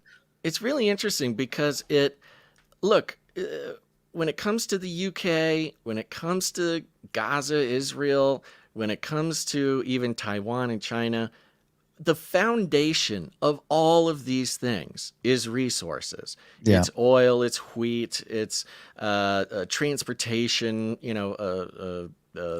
what's the word? Supply chains. Supply chains, right. It's very sort of foundational when it comes to geopolitics. Resources. We want the resources. Yeah. And, in most of those cases, you've got this narrative being told about it, which is just a convenient way to get the job done without having to say, yeah, we're breaking the rules of the liberal world order. This is not a rules-based world. We need the resources. We need the land. We need the stuff. But for Venezuela to just straight up be like, no, yeah, we're doing the same thing everybody else is doing. I don't know. It's not really. Well, you guys are doing it. Or... You guys are doing it, and you guys seem to be pulling it off pretty well. So yeah, it's very sort of revelatory of the rest of what's going on in the world, which I wonder if it will sort of inspire Depending on what the feedback is with Venezuela's actions, I wonder if it will sort of inspire other countries to sort of just tell the truth about these things, which is, hey, the liberal world rules-based order that we claim to be a part of is entirely fabricated. It's an invented system to keep the U.S. and the West at the top of the food chain. And, we just don't really need to deal with it. We don't need to, have some sort of imaginary narrative for our geopolitical conflicts. I wonder if that might inspire either other countries to do similar things, or maybe give some permission to the U.S. and others to sort of stop lying. Like, oh, we don't need to lie. We don't need to build a narrative. I don't know. What are they going to do anyways? It's part of it is financial too, because you got to spend the money to do stuff, and then you get all this funding, and then you got to spend it. So spin up a terrorist group, whatever it might be, to like make the whole thing more intricate, confusing. People can track it, make it into a story.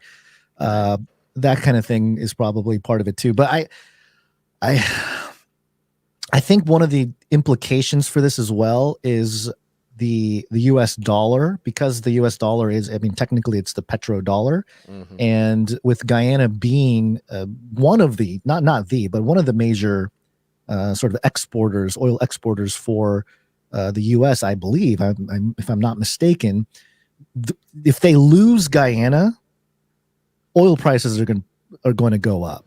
Talk about inflation. It won't be an inflation type of thing as a whole, but in terms of oil prices, it could mess with the US dollar. So that's sort of what's at stake from the Western perspective. Oh yeah. I don't know. I don't know. Did you see something about Guyana's oil exports? Yeah, I did some research and tried to find some stuff about it. And yeah, they have emerged as a significant player. Yeah, they've become, and because of this whole thing. Yeah. Yeah, Guyana's oil exports double, with Europe taking half of the cargoes. Yeah, so it's a Western market thing. I'm seeing a lot of European markets here. This could very easily expand into some this is real also boots on the ground situation for the U.S. This could also be, because of the economic stuff going on, the sort of the beginnings of the actual implementation of a BRICS type of system, where you need more catalysts with that. The countries are all sort of like, yeah, we'll do the BRICS thing, and yeah, we're moving in that direction, but you got to have like stuff happen. You got to like have actual kinetic stuff go down. This is interesting. I wonder if there would be an angle for the U.S. to actually inspire this move by Venezuela to cut oil exports to Europe from Guyana, so that we can. So that we can either take it or. Yeah. The Nord Stream pipeline was a godsend to U.S. LP exporters. Mm-hmm. We now supply almost all of Europeans' natural gas, I believe. Yeah, and I'm seeing here January 2023, Guyana oil exports set to surge in coming years. Guyana's oil production is expected to continue rising in 23 after a third production facility is installed. Yeah, so they're getting all their new construction facilities, or their oil facilities. Oil exports from the country are expected to reach 810,000 barrels per day by 2025. Ooh. Yeah, this was an obvious move. So this is one of these topics where it's not super mainstream yet, but I could see it becoming an issue, being politicized, and they'll figure out how to politicize it. And right now everyone's occupied with pro-Palestine marches and stopping freeways and stuff. So yeah, they can't jump on this yet, but I'm sure this will unfold at some point. The economic hitmen and the American intelligence community has done such a great job of bringing down Venezuela in the first place. It would not surprise me if there was an operation to inspire Venezuela to put boots on the ground in Guyana so that the West or the U.S. will have a reason to put boots down in Guyana ourselves and take sort of control of the oil exports for national security. This might just be the invitation for the West to come occupy Guyana for protection, but then to solidify all of these humongous exports that are going to start this year and next year. So the latest on this is that, according to Stabrock News, senior U.S. defense official to visit, that's a U.S. Deputy Secretary of Defense for the Western Hemisphere at the U.S. Department of Defense, Daniel P. Erickson, will travel to Guyana from January 8th through 9th. That's right now. A statement today from the U.S. Embassy said DASD Erickson is responsible for U.S. defense and security policy for the 34-nation region that encompasses Canada, Mexico, Caribbean, yada, yada, yada. His visit to Guyana underscores the continued importance the U.S. places on the U.S.-Guyana bilateral defense and security partnership in support of regional stability, the statement said. Oh, yeah. Boots on the ground. American boots on the ground in Guyana. That's what this is. We got the Guyana Defense Force, the GDF, and the Caribbean community, the CARICOM, and meeting with the DOD US and Defense Security. Let's Partnership. go. Yeah, give us the lasers. Figured it out. Thanks, Venezuela. Yeah, there you go. For the invitation. Yeah, very interesting. Something to keep in mind as part of the, because you and I have this American myopic thing. We are stuck not stuck, but we're in America, so we tend to think as sort of a natural reaction. We've been taught, the other countries, those third world, that's less important than what's happening here. But really, these things matter in the bigger picture, especially in World War III, So it's the conglomeration of little conflicts like this that the U.S. is invited to get involved with, or we invite ourselves to get involved with. This is the reason that the American lifestyle is what it is. It's because our country has executed dozens of these small little things to secure barrel by barrel the oil that it takes for the U.S. economy to continue and to prop up the petrodollar and the whole sort of globalized system. It's funny though, because I thought we're going electric, man. I thought no more oil. After 2027 or whatever it is. What happened to that whole deal? I know, the revelation of the method, man. It's it's confusing when these leaders don't act in the way that they tell us to act. Okay, well, along with that, just a quick note here. Let's see, she be practicing witchcraft around there or something? This girl must be practicing witchcraft. Yeah, just a couple of occult things popping up in the media just here. a couple of occult, yeah. Just a couple things. This comes from livescience.com, just kind of an interesting thing. Medieval curse tablets summoning Satan discovered at the bottom of a latrine in Germany. Okay, sure. Archaeologists in Germany have discovered a rolled-up piece of lead that they think could be a medieval curse tablet that invokes Beelzebub. Or Satan.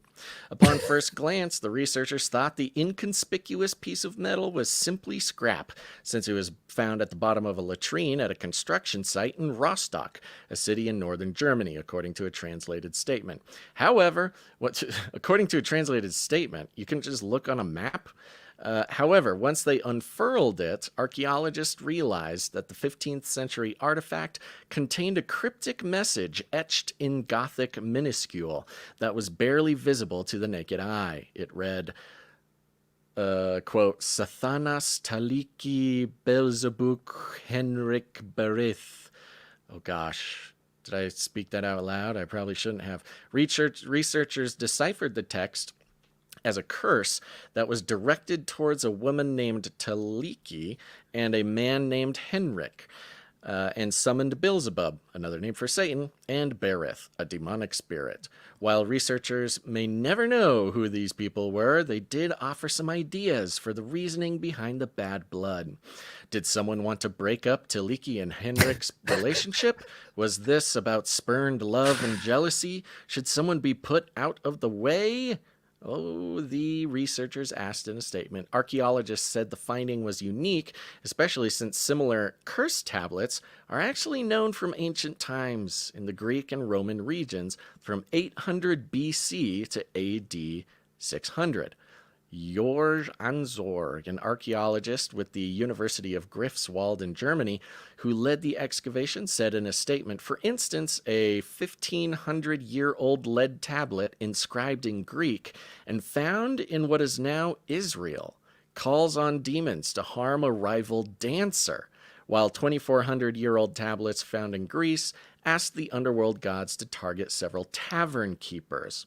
I thought this was very interesting because they have this tablet in Israel summoning demons to harm a rival dancer. And I think considering the sort of occult,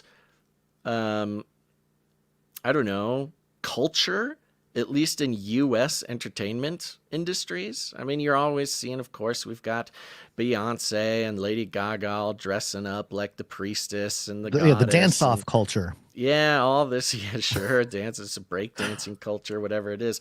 The occult influence in entertainment culture apparently goes back 1,500 years. Where Nothing new under the sun, Basil. Nothing new under the sun. You've got ancient people in Israel, ancient entertainers in Israel calling on the power of Satan to harm a rival dancer.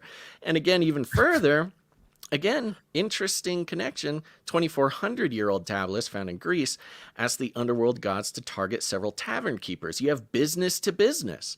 And, we've broken down the sort of occult things within business, not only the sort of economic magic, but sigil magic and logos. And, it's been a constant eye roll for people when it comes to the occult influence in pretty much everything.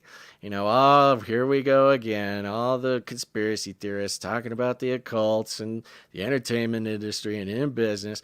But you can see here that it's a tradition spanning 2,400 years at least. Quote, our discovery, on the other hand, can be dated to the 15th century. He said, this is a truly very special find. Researchers weren't surprised to find the artifact at the bottom of a latrine, considering that curse tablets, quote, were placed where they were difficult or impossible to find by those who have been cursed, according to the statement. I guess you have to hide the tablet from the, keep it secret from the person you're trying to curse, of course. So just some interesting history to back up what we've been talking about going on in modern day enterprises. I mean, we live in such crazy times because, for most of human history, you had tablets that were, they were etching this stuff in there. Yeah. And now we still have tablets, but we're just, the other things iPad. with it. Yeah, the iPad. Maybe that's why maybe that's why it worked. The whole screen thing. We've been doing it for centuries. Probably. The tablets has been a big part of it. While we're at it, this is coming from the marysue.com, and the headline is, I'm obsessed with this card game based on legendary British occultists. Yay! So, kind of, again, little connection here. Tarot cards, we all are aware of that, and their now popularity on TikTok and with young people across the world. Tarot cards began, I'm not going to go into the whole history of tarot cards right now. We've done that before, and surely we'll do it again. But the connection between playing cards and tarot cards is sort of inextricable and fairly well known, and the connection of sort of scrying and game playing has always been a big part of the occult communities as well. And here we go. We got an occult card game. Whee! With witchcraft and occultism going mainstream in a big way. It's a good time to be a fan of the mystical and macabre. It's a good time to be a fan. Good time. Gons. Yeah, good time. All right. Case in point, if you've ever wanted to go to play Go Fish with an occult and folk horror themed deck, you can now do so. Hellebore, a zine and small press that explores British occultism in history and fiction, has released a game called The Magical Card Battle of Britain. In terms of actual gameplay, the game is pretty easy. In the Magic Families mode, each player tries to gather as many matching sets of cards as possible. In the Magical Card Battle of Britain mode, each player tries to score the highest number of points based on the card's attributes. Jeez. So yeah, it's not a super complex game, Gons. You Yeah, won't I spend know, a but lot it's of funny. time scrutinizing lots of arcane rules or building super strategic decks. Really, it seems like the game is just a creative way of exploring some fascinating aspects of British occultism. They And I'm have okay with that, the author says. The little picture, the screen or the image here they have of the deck. Yeah. They have the clicks card. Interesting. The title is clicks. Yeah. And it's Baphomet worshippers, and there's a picture of Baphomet and then like some people in front of him in robes. And it says, these satanic cultists operate in the open spaces of Salisbury Plain, where they summon the power of darkness and dance until the goat of Mendes graces them with its presence. Yeah, see? So there you go. What a fun family game.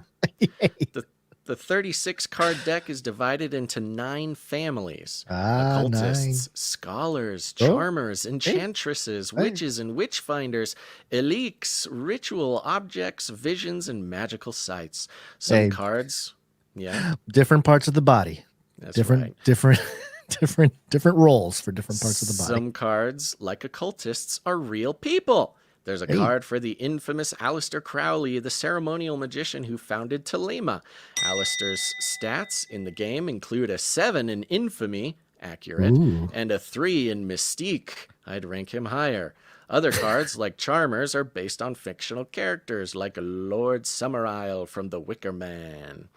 Some of my other favorite cards include Dion Fortune, one of the early 20th century occultists who helped shape modern Wicca and witchcraft, and the Hand of Glory, an old spell that used the pickled hand of a criminal to supposedly open doors and paralyze people. Wow, so utilitarian. You can open doors and paralyze people. The author writes, I'm crossing my fingers that Hellebore releases an expansion pack someday. Woohoo! After all, there's plenty more magic and folk horror out there to choose from.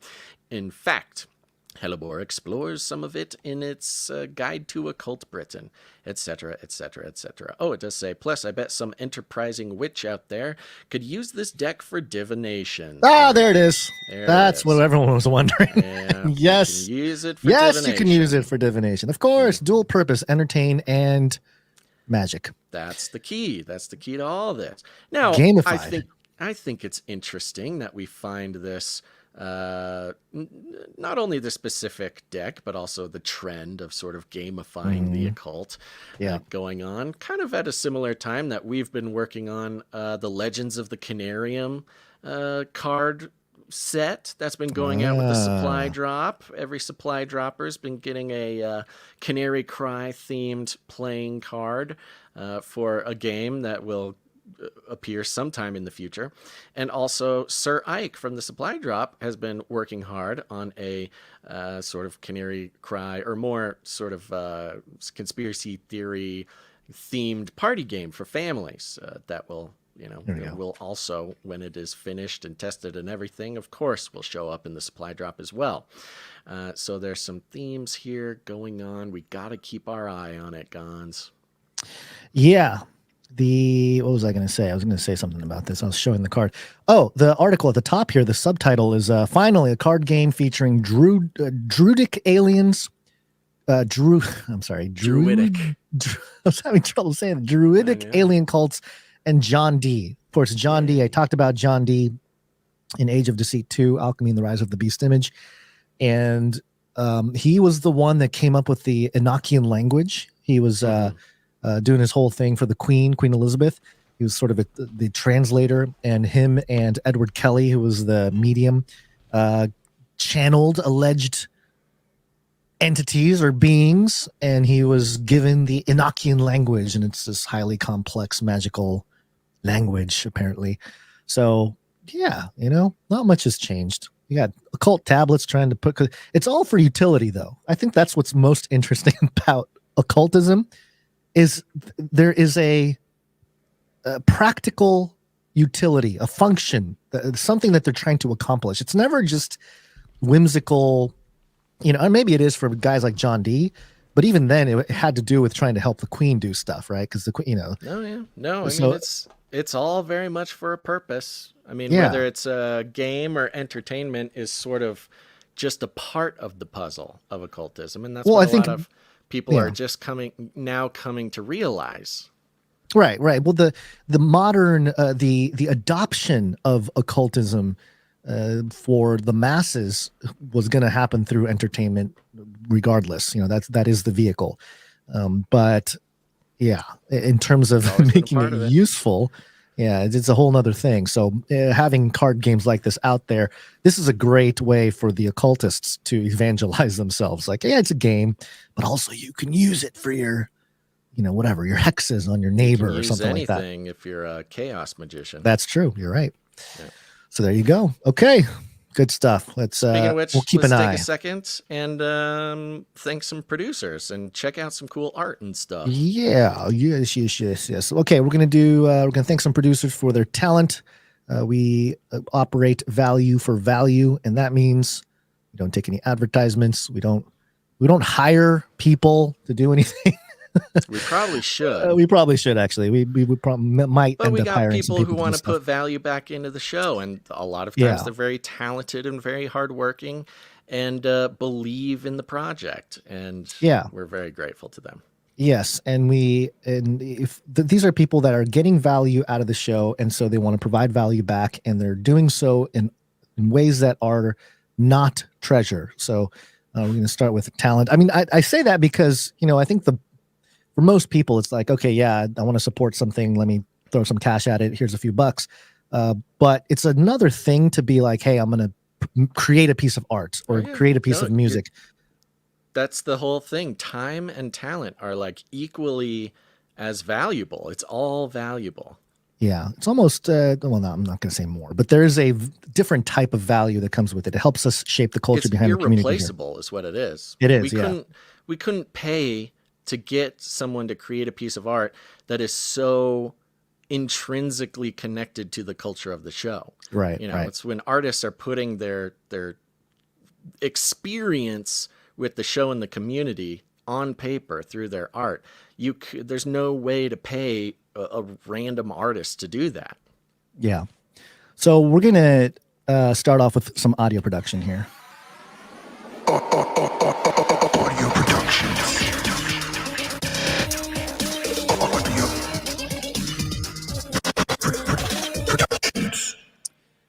And I think I need to catch up on a couple of these from last episode, if I'm not mistaken. So we're going to kick it off with Marty B. Where's my Marty B jingle? I always lose the Marty B jingle. Oh, no, that's a Marty B song. Marty B sent something in. Oh, yeah, he did. I missed that.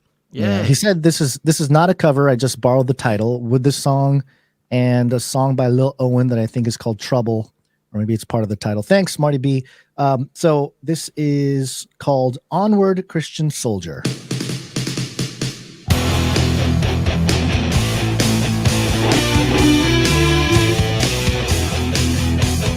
Onward, Christian soldier, time to take a stand.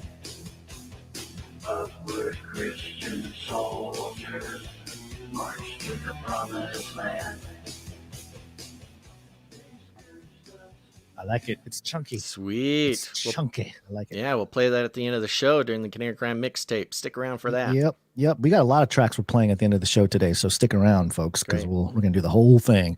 Appreciate it, Marty B. Thank you very much. We also have something from Jonathan F. Jonathan F. And he sends Fetterman Flubbin. Hello, just a little Fetterman chaos. Then Fetterman says that the joke is on you. I had a stroke. I can't fully understand what you're saying. I had a stroke. I can't fully understand what you're saying.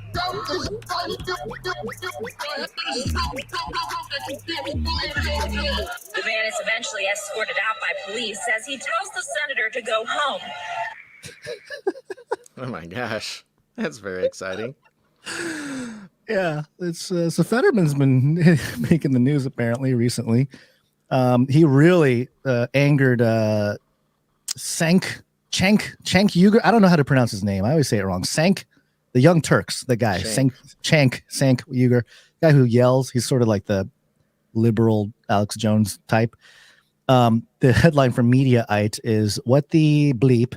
Progressive Cenk Uygur absolutely trashes fraud Fetterman over Harvard Israel and turning into a Republican."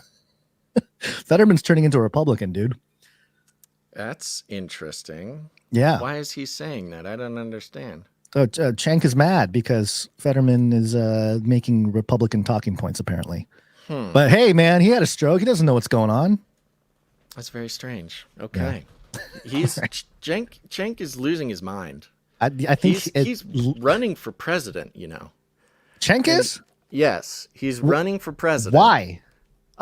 Nobody really knows. It's very strange. And there's a lot of questions about whether he's even eligible because he has some naturalization things in his citizenship. I'm not exactly positive 100% of the details, but yeah.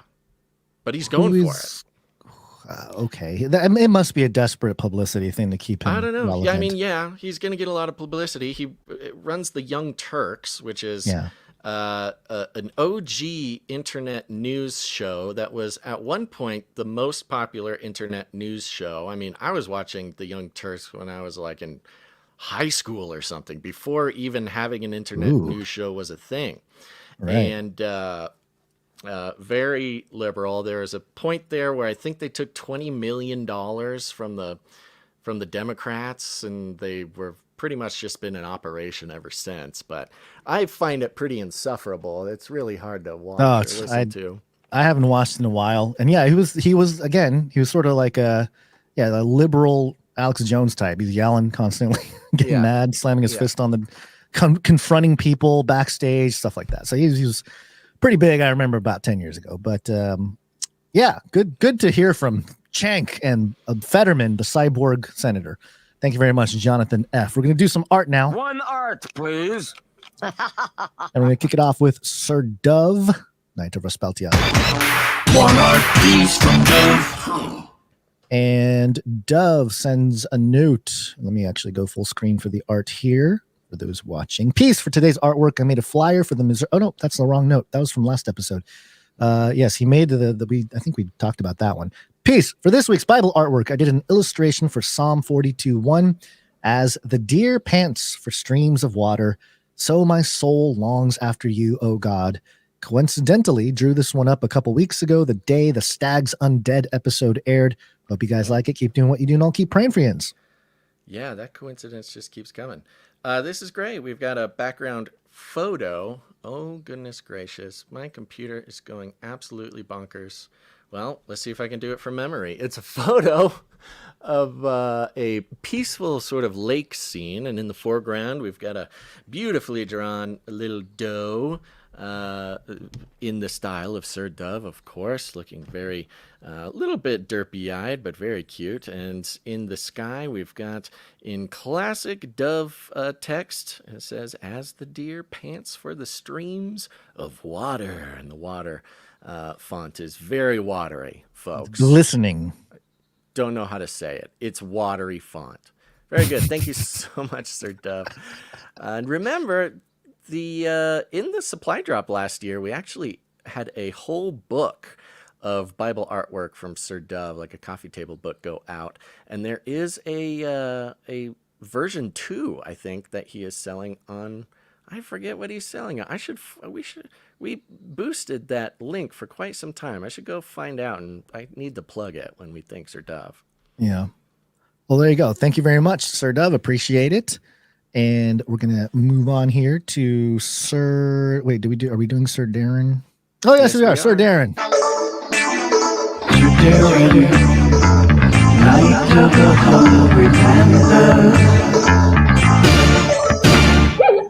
He says, "Congratulations to Basil on his new body." Evidently, he has a blossoming career in the fitness industry. Don't miss out on Basil's incredible fitness journey and stunning physique. Achieve the coveted Basil body for just 4 easy payments of $33.33. Get inspired and jumpstart your transformation journey today. Don't wait. Join the movement towards your fitness goals now. This is hilarious. This is, you know what, Sir Darren, the irony and satire by which he approaches all of these very professional marketing things that he does for us is so satisfying. Oh, so satisfying. You can also see this on Twitter. He made a post. We've been sharing it around. And yes, it is in the style of like an old 90s, maybe even 80s infomercial that would come on in the middle of the night, as you're falling asleep to the television, and you'd get, some advertisements or infomercial for the VHS fitness set that's going to change your life. And this one's called Body by Basil. Energize yourself. And we got a VHS here in the middle of the ad with an absolutely ludicrous looking, 90s fitness man pointing at the camera. He's got lightning shooting all around his body. Basil? Yeah, of course, he's got his virtual headset on, his VR headset with his googly eyes on the front. He's got his CCNT logo on his shirt there. It says CCNT home video stereo. It's really incredible. Tooth gap. Got the great tooth gap. Got the whole thing. Of course, it's this color combination of the blue, the like bright blue of infomercials, and yellow back in the day. It says the patient fitness program over 3 years long, 33 fitness routines. Get swole with Canary Cries, Body by Basil. Energize yourself. And then we got some quotes here. Quote, "My muscles are huge." Quote, "This is all or Nephilim. You'll be an apocalypse warlord in no time. Only $33.33. Just 4 easy payments. Save 33%. Order today." And then we got a little QR code down there. I've not followed the QR code. I assume it goes to canarycry.support or perhaps canarycrysupply.com. Thank you very much, Sir Darren. You never cease to amaze and entertain us. Thank you very much, Sir Darren. We have one more piece here from Pizza Rat. And Pizza Rat, there's no note. This is just catching up on the series of art that he's sent us. And this one is a rendition of Sir Dove, Knight of Rusbeltia. Oh, yeah, this is very good. Pulling it up. There it is. Okay. Yeah, we have a sort of grizzled old warlord looking man. He's balding on the top, but his gigantic white beard and head of hair and eyebrows are truly majestic. He's wearing some rust-colored armor here with big shoulder pads with spikes. Very good-looking biceps and triceps. This guy is absolutely shredded. And on the breastplate of his armor, he's got the shield that appears on the seal of Canary Cry News Talk there. And he's got a gigantic sword on his back. And it says here, Sir Dove, Knight of Rusbeltia. And as always, we've got the Pizza Rat signature down in the bottom left. I think spiritually this might be reminiscent of Sir Dove, Knight of Rusbeltia. I've never seen Sir Dove, but from what I can gather, I'm not sure he's a grizzled old warlord man. but maybe spiritually, this is representative of the masculine assertiveness that he brings and wisdom to his art for the show. Thank you very much, Pizza Rat. Thank you, Pizza Rat. I'd like to believe that spiritually we are all just swole, gray-haired entities. I think you're starting to feel like that on the inside, Gans, which means you're coming into alignment with your vibe. My vibe, yeah. All right, we got some microfiction here. Here we go. Microfiction. Microfiction. We're gonna kick it off with Wrong Smash. Wrong Smash. Oh no! Sorry, do-over. Okay. Do-over. My whole entire computer is being super glitchy, and everything moves extremely slowly. So I was still scrolling. I thought I could make it, but I didn't make it. But now I have made it, and it's going to be great. Across a great expanse, the massive bird runs tirelessly. Beyond the packs of ravenous coyotes, through wolf-infested mountains, across a vast, flat plain once again covered in behemoth bovine, and finally, he reaches the towering edifices of the city.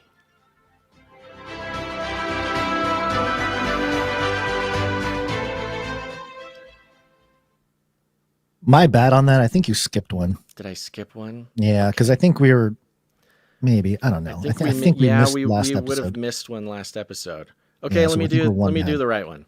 Okay, here's the right one. Called by an unknown force, Kevin leaps a fence and begins to run. Googly eyes and a strange box dangling from his long neck, he flaps his stubby wings in glee as it begins to rain. Memories of the tall man and his sprinkler cheer his heart.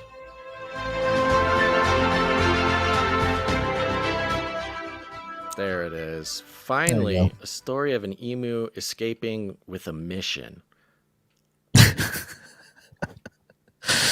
Great. Okay, thank you very much, Wrong Smash. And yeah, we got a few more coming from Wrong Smash there, so thank you. All right, this one is from Stefan S. Online chat between two NASA creative artists. Do you recall the gag we did with the Pluto the dog silhouette on the planet Pluto? I'm ages. You bet, LOL. What do you have planned for Uranus? Smiley winky face.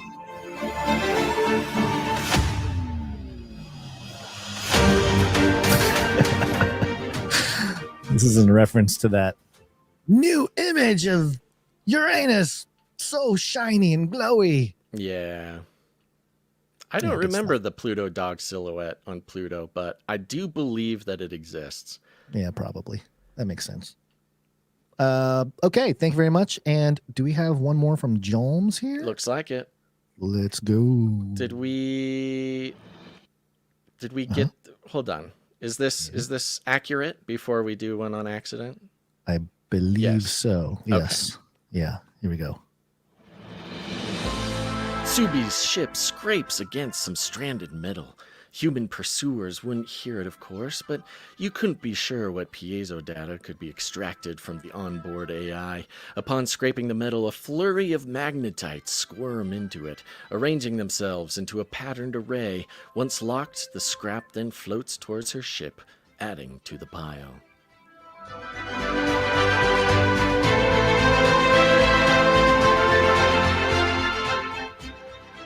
Some nano scraps. Yeah, I think we did that one last time. I got the feeling we did that too. Yeah, we gotta keep track of this a little bit more. Cross that one out. Let's do the right one. Here we go. An army of magnetized scrap metal joins Tsubi's descent. Good luck getting that heat sig through all this junk now, she thinks. The tablet that fetched her coords gets ejected out. Couldn't risk a comms trace. She then gently reorients herself, pointing towards her destination. Then fires a worm jump.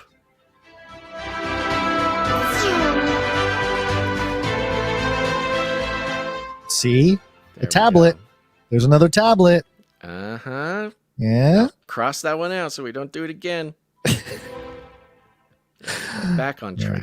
Yep, there it is. Thank you very much to all the producers coming in with their talent. We appreciate it. That's right. You are the culture here. We appreciate it very much. Make sure to go to canarycry.art. If you are a person who wants to see your creative work on the show, which I think you should, make some for the show. Art, music, jingles, whatever it is. Fushigi juggling. I know that there's somebody out there. They have not sent a video of them fushigi juggling because they are practicing day and night to improve their skills to be worthy of being on the show. And to that person, I tell you, I'm waiting and I support you. And whenever you're ready, I'm here. You can go to canarycry.art. You can upload your art there, and we'll put it on the show. And if you have an article you'd like us to consider for the show, go ahead and go to canarycry.report. That's the way to do it, folks. It's 2024. Get involved. That's the thing. That's what we're doing this year. 2024, the year of producers getting involved. All right. Let's get cold. So a new discovery. Antarctica.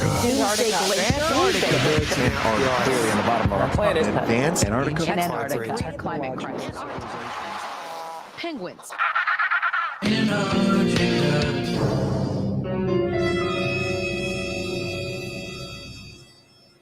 Yes.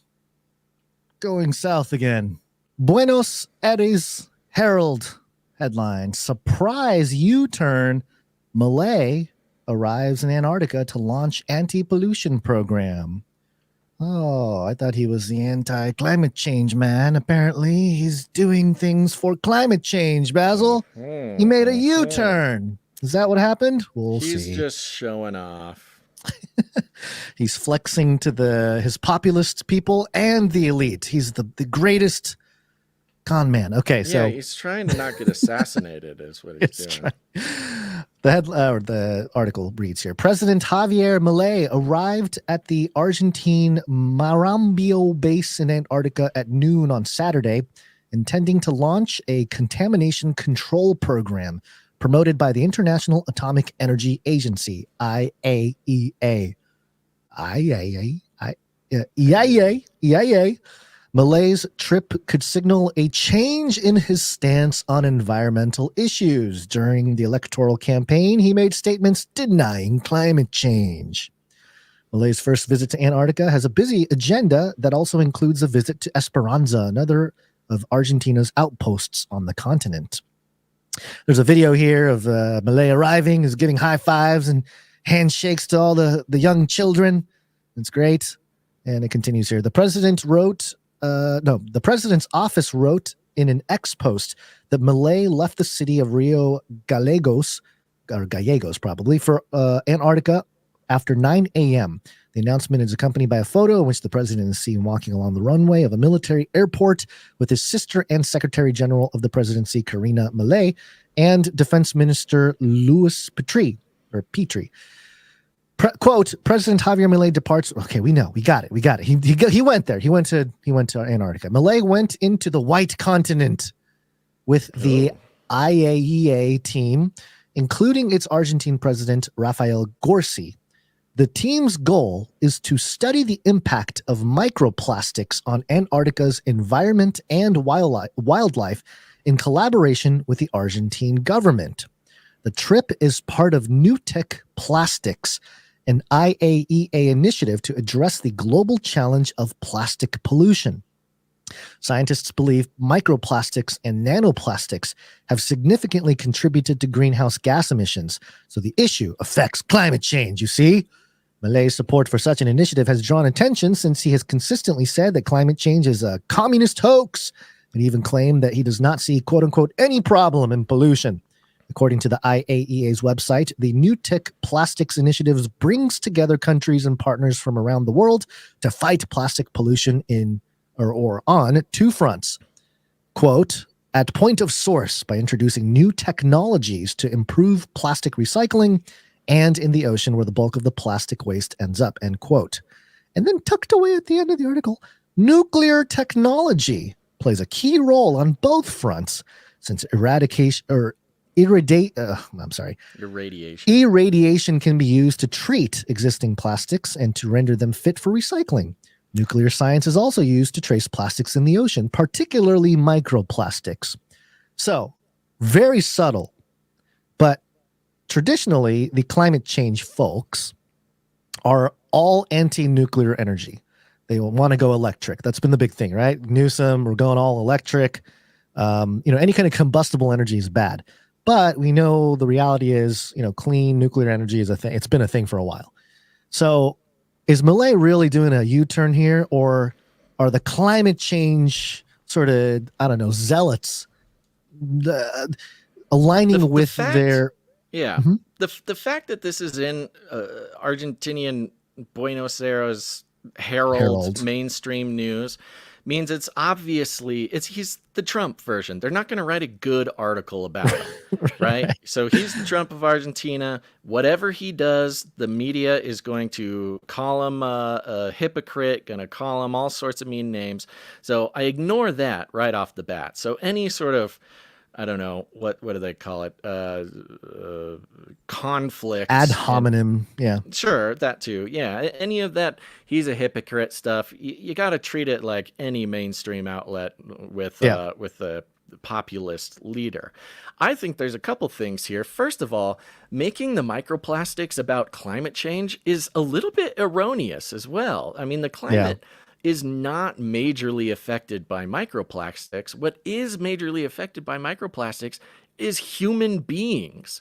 It's messing with our hormone cycles. It's messing with our fertility. It's messing with everything. These microplastics are slowly mutating the entire human race. And that very much, because of course, fitness and well-being is an alt-right, neo-Nazi interest. That kind of lines up with his persona, I think. And yes, there was all that research that microplastics are falling in the rainstorms in Antarctica. So all of our microplastics are still making it down there. And yeah, I think you're right. The connection with the sort of nuclear association, I forget what it's called, Atomic Energy Agency, is kind of along the same lines. I see this totally in line with who he claims to be. Now, I'm not necessarily a fan for any other reason than, it's kind of fun to watch him. His politics don't really affect me at all. Unless there's some secret Argentinian, I'm under some sort of secret Argentinian, I don't know, fifth 5D chess kind of stuff going exactly. on. Right. Yeah. Well, so I think this is just he's totally in line here. And Antarctica, one thing about this that is specifically nationalist is the Argentinian claim to Antarctica. I mean, Argentina is like one of the biggest holders of Antarctica claims. And for him to set foot there is like a pretty big, especially because I believe his predecessor did as well. So for him to like kind of set foot, it shows whatever sort of international position that Argentina holds through their Antarctica claim. It's not like they have a whole bunch of colonies or whatever around the world. It's a really big sort of nationalist thing to do, it feels to me. Well, of course, Argentina being where the Ushuaia, isn't that the one of the main, the gateway to Antarctica? So that's, obviously that's something to keep in mind and keep an eye on. But for him to go there, I get it. I get that in the political bubble of where he is and the geography and everything else, but it is still like, okay, interesting. It was real. It didn't take him long to go there is what I'm saying. Yeah. It's just like, okay, let's make this happen. The real story is that he wanted to go meet the aliens. Argentina, the 10-foot aliens, the Nephilim. Yes, Argentina is the protectorate of at least some race of aliens down in Antarctica, or some Nazi bases, of course. He's going down, I would say there's probably a large portion of Argentinians' national treasures, both in intergalactic or interdimensional friendships and allies, as well as sort of historical landmarks, the Nazi bases. Argentina is a big deal, or Antarctica is a big deal for Argentina. He must do this to establish his dominance and create a friendship with the interdimensional beings, for sure. My brain just did a thing where it's kind of like a Spaceballs situation. So, like a mocking thing. But Milei goes there. He finds the king Nephilim penguin, and it's a humongous Nephilim penguin, but he has the Trump hair. And then he reveals that he's the real guy behind Trump. Of course, yeah. He's the interdimensional puppet master. And then Milei will come out with blonde hair, and people will be amazed. That'll be the day. He's gonna go full Super Saiyan. He should dye his hair. Yeah, get a real Trump thing going. Well, folks, there you have it. All the most important things you have to know today. Thanks for listening to this episode of Canary Cry News Talk. We're going to be back on Wednesday, but we will be hard at work tomorrow preparing something for Friday as well. So here's the thing. Remember, we stepped out in faith. We got these childcare things set up. It is currently too expensive for us to do for very long, but if you find value in what the childcare brings to this show, please consider supporting it. You can do that by going to canarycrybabysittersclub.com, and you'll see some options there. That's you telling us, hey, use this for the babies, and we will. But remember, you can produce the show with your time, your talent, or your treasure. I want to thank a very special group of producers who give of their time. It's really incredible, and it's very important to our whole operation, and that is the Timestampers. Timestamp, it's hard work. Timestamp. That's right, the Timestampers. They're often watching live, and they are time-stamping the show. These timestamps, of course, they're made public for people to navigate the show, and it's very important for your ability to navigate the show. You can go back, do some research. You can find the clips that you want. You can help your friends navigate the show, send them the time codes that are important. But also, it goes into so much of our back-end processes, folks. This show is like a glacier. Or an iceberg. You're seeing the 1% at the top, but there's 99% that's under the water. And the Timestampers are a big part of that. Yes. And so I would like to thank them, Gons, or maybe you should thank them. Do we know who did the Timestampers? Yeah, Jade Bouncerson was the one who did 703. Thank you very much, Jade Bouncerson. Thank you very much, Jade Bouncerson. Possibly, well, definitely one of the most faithful producers. Yeah. It's been years now. Jade's been helping us with that. Thank you very much. Yeah.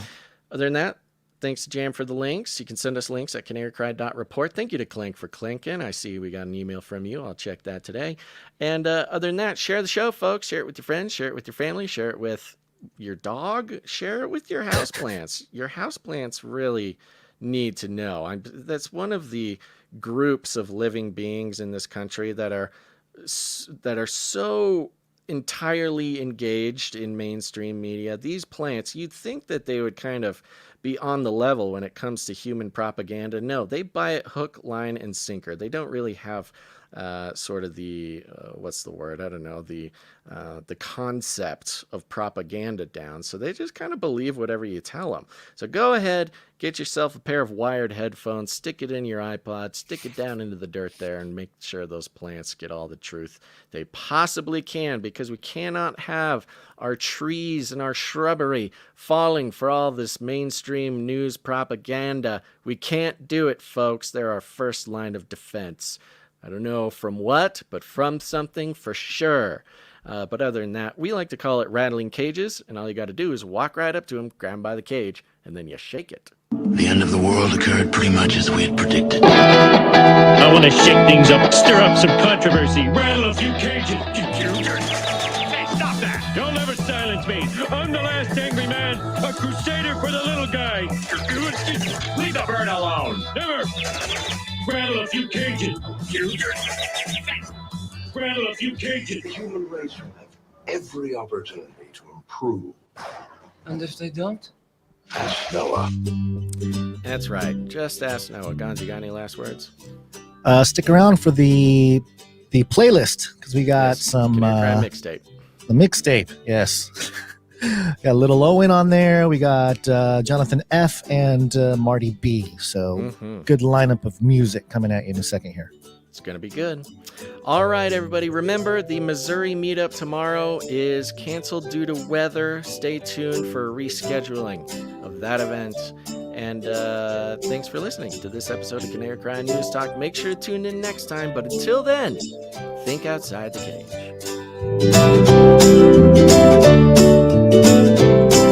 Do not come back, you Nazi psychopaths! This is not about freedom or personal choice. Violence! I love the Great Reset. Armageddon's on the way.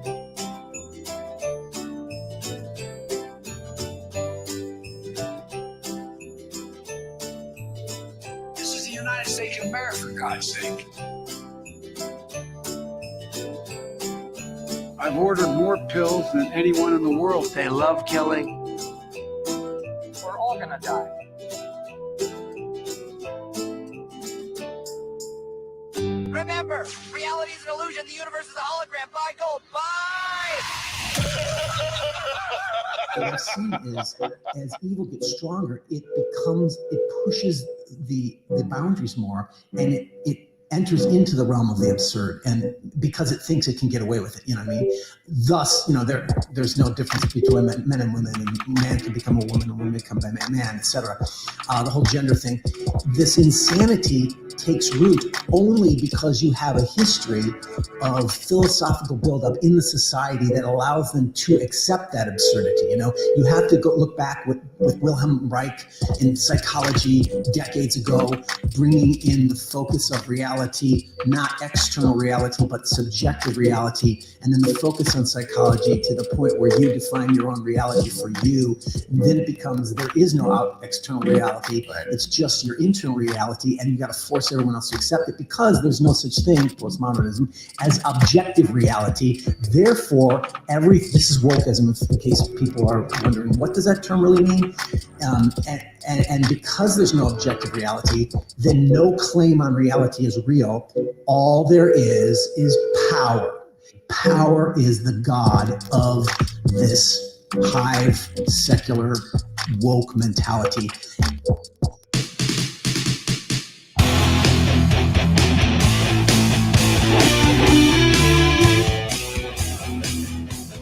Onward, Christian soldiers, time to take a stand. Upward, Christian soldiers, march to the promised land. They scourged us and purged us, they hate our Jesus. They burned us and stoned us, they're the minds with diseases.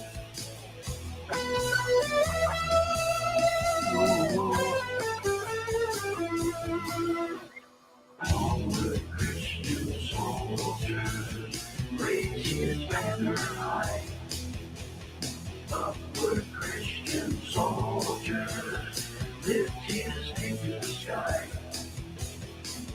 They kissed us and abused us, they threw their souls away. They cancel, try to shame us, but we can't be denied.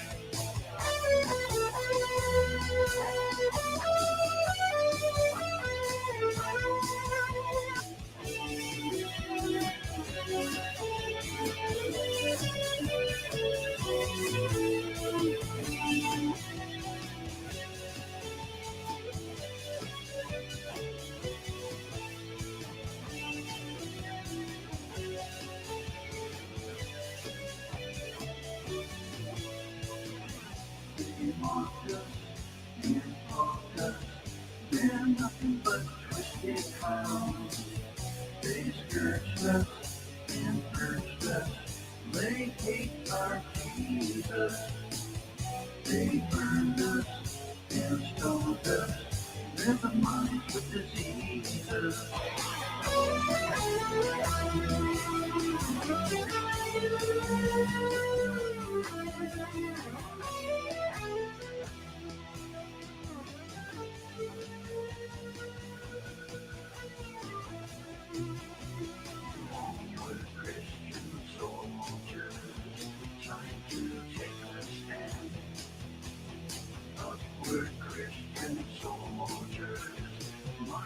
the promised land.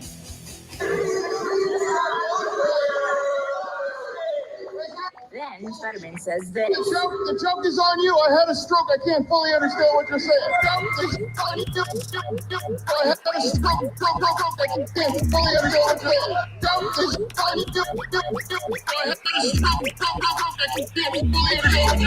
The man is eventually escorted out by police as he tells the senator to go home.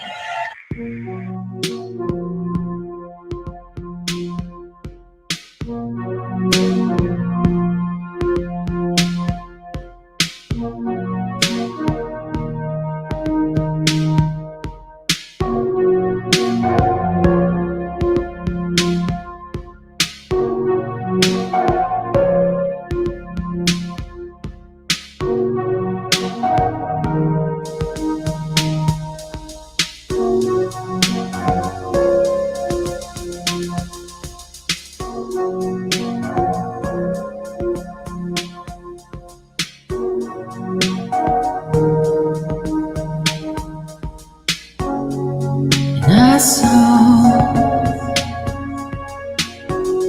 another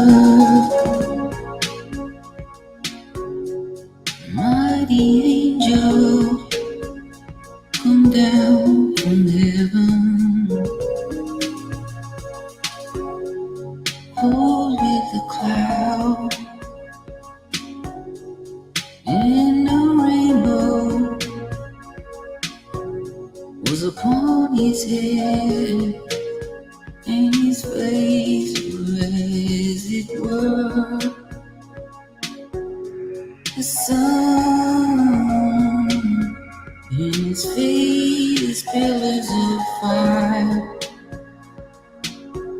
and he had in his hand a little book open.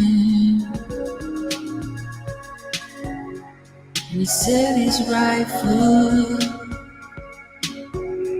upon the sea, and his left foot on the earth. Face like the sun, face like the sun.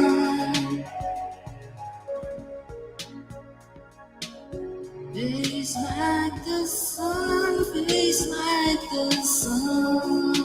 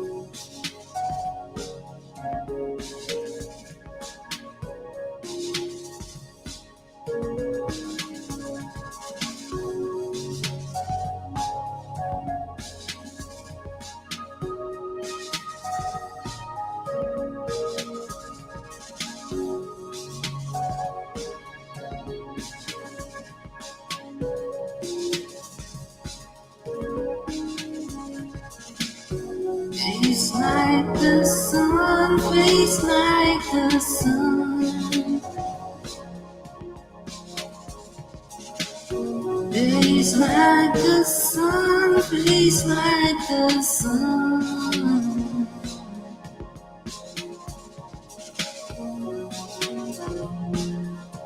Face like the sun, face like the sun. Face like the sun, face like the sun.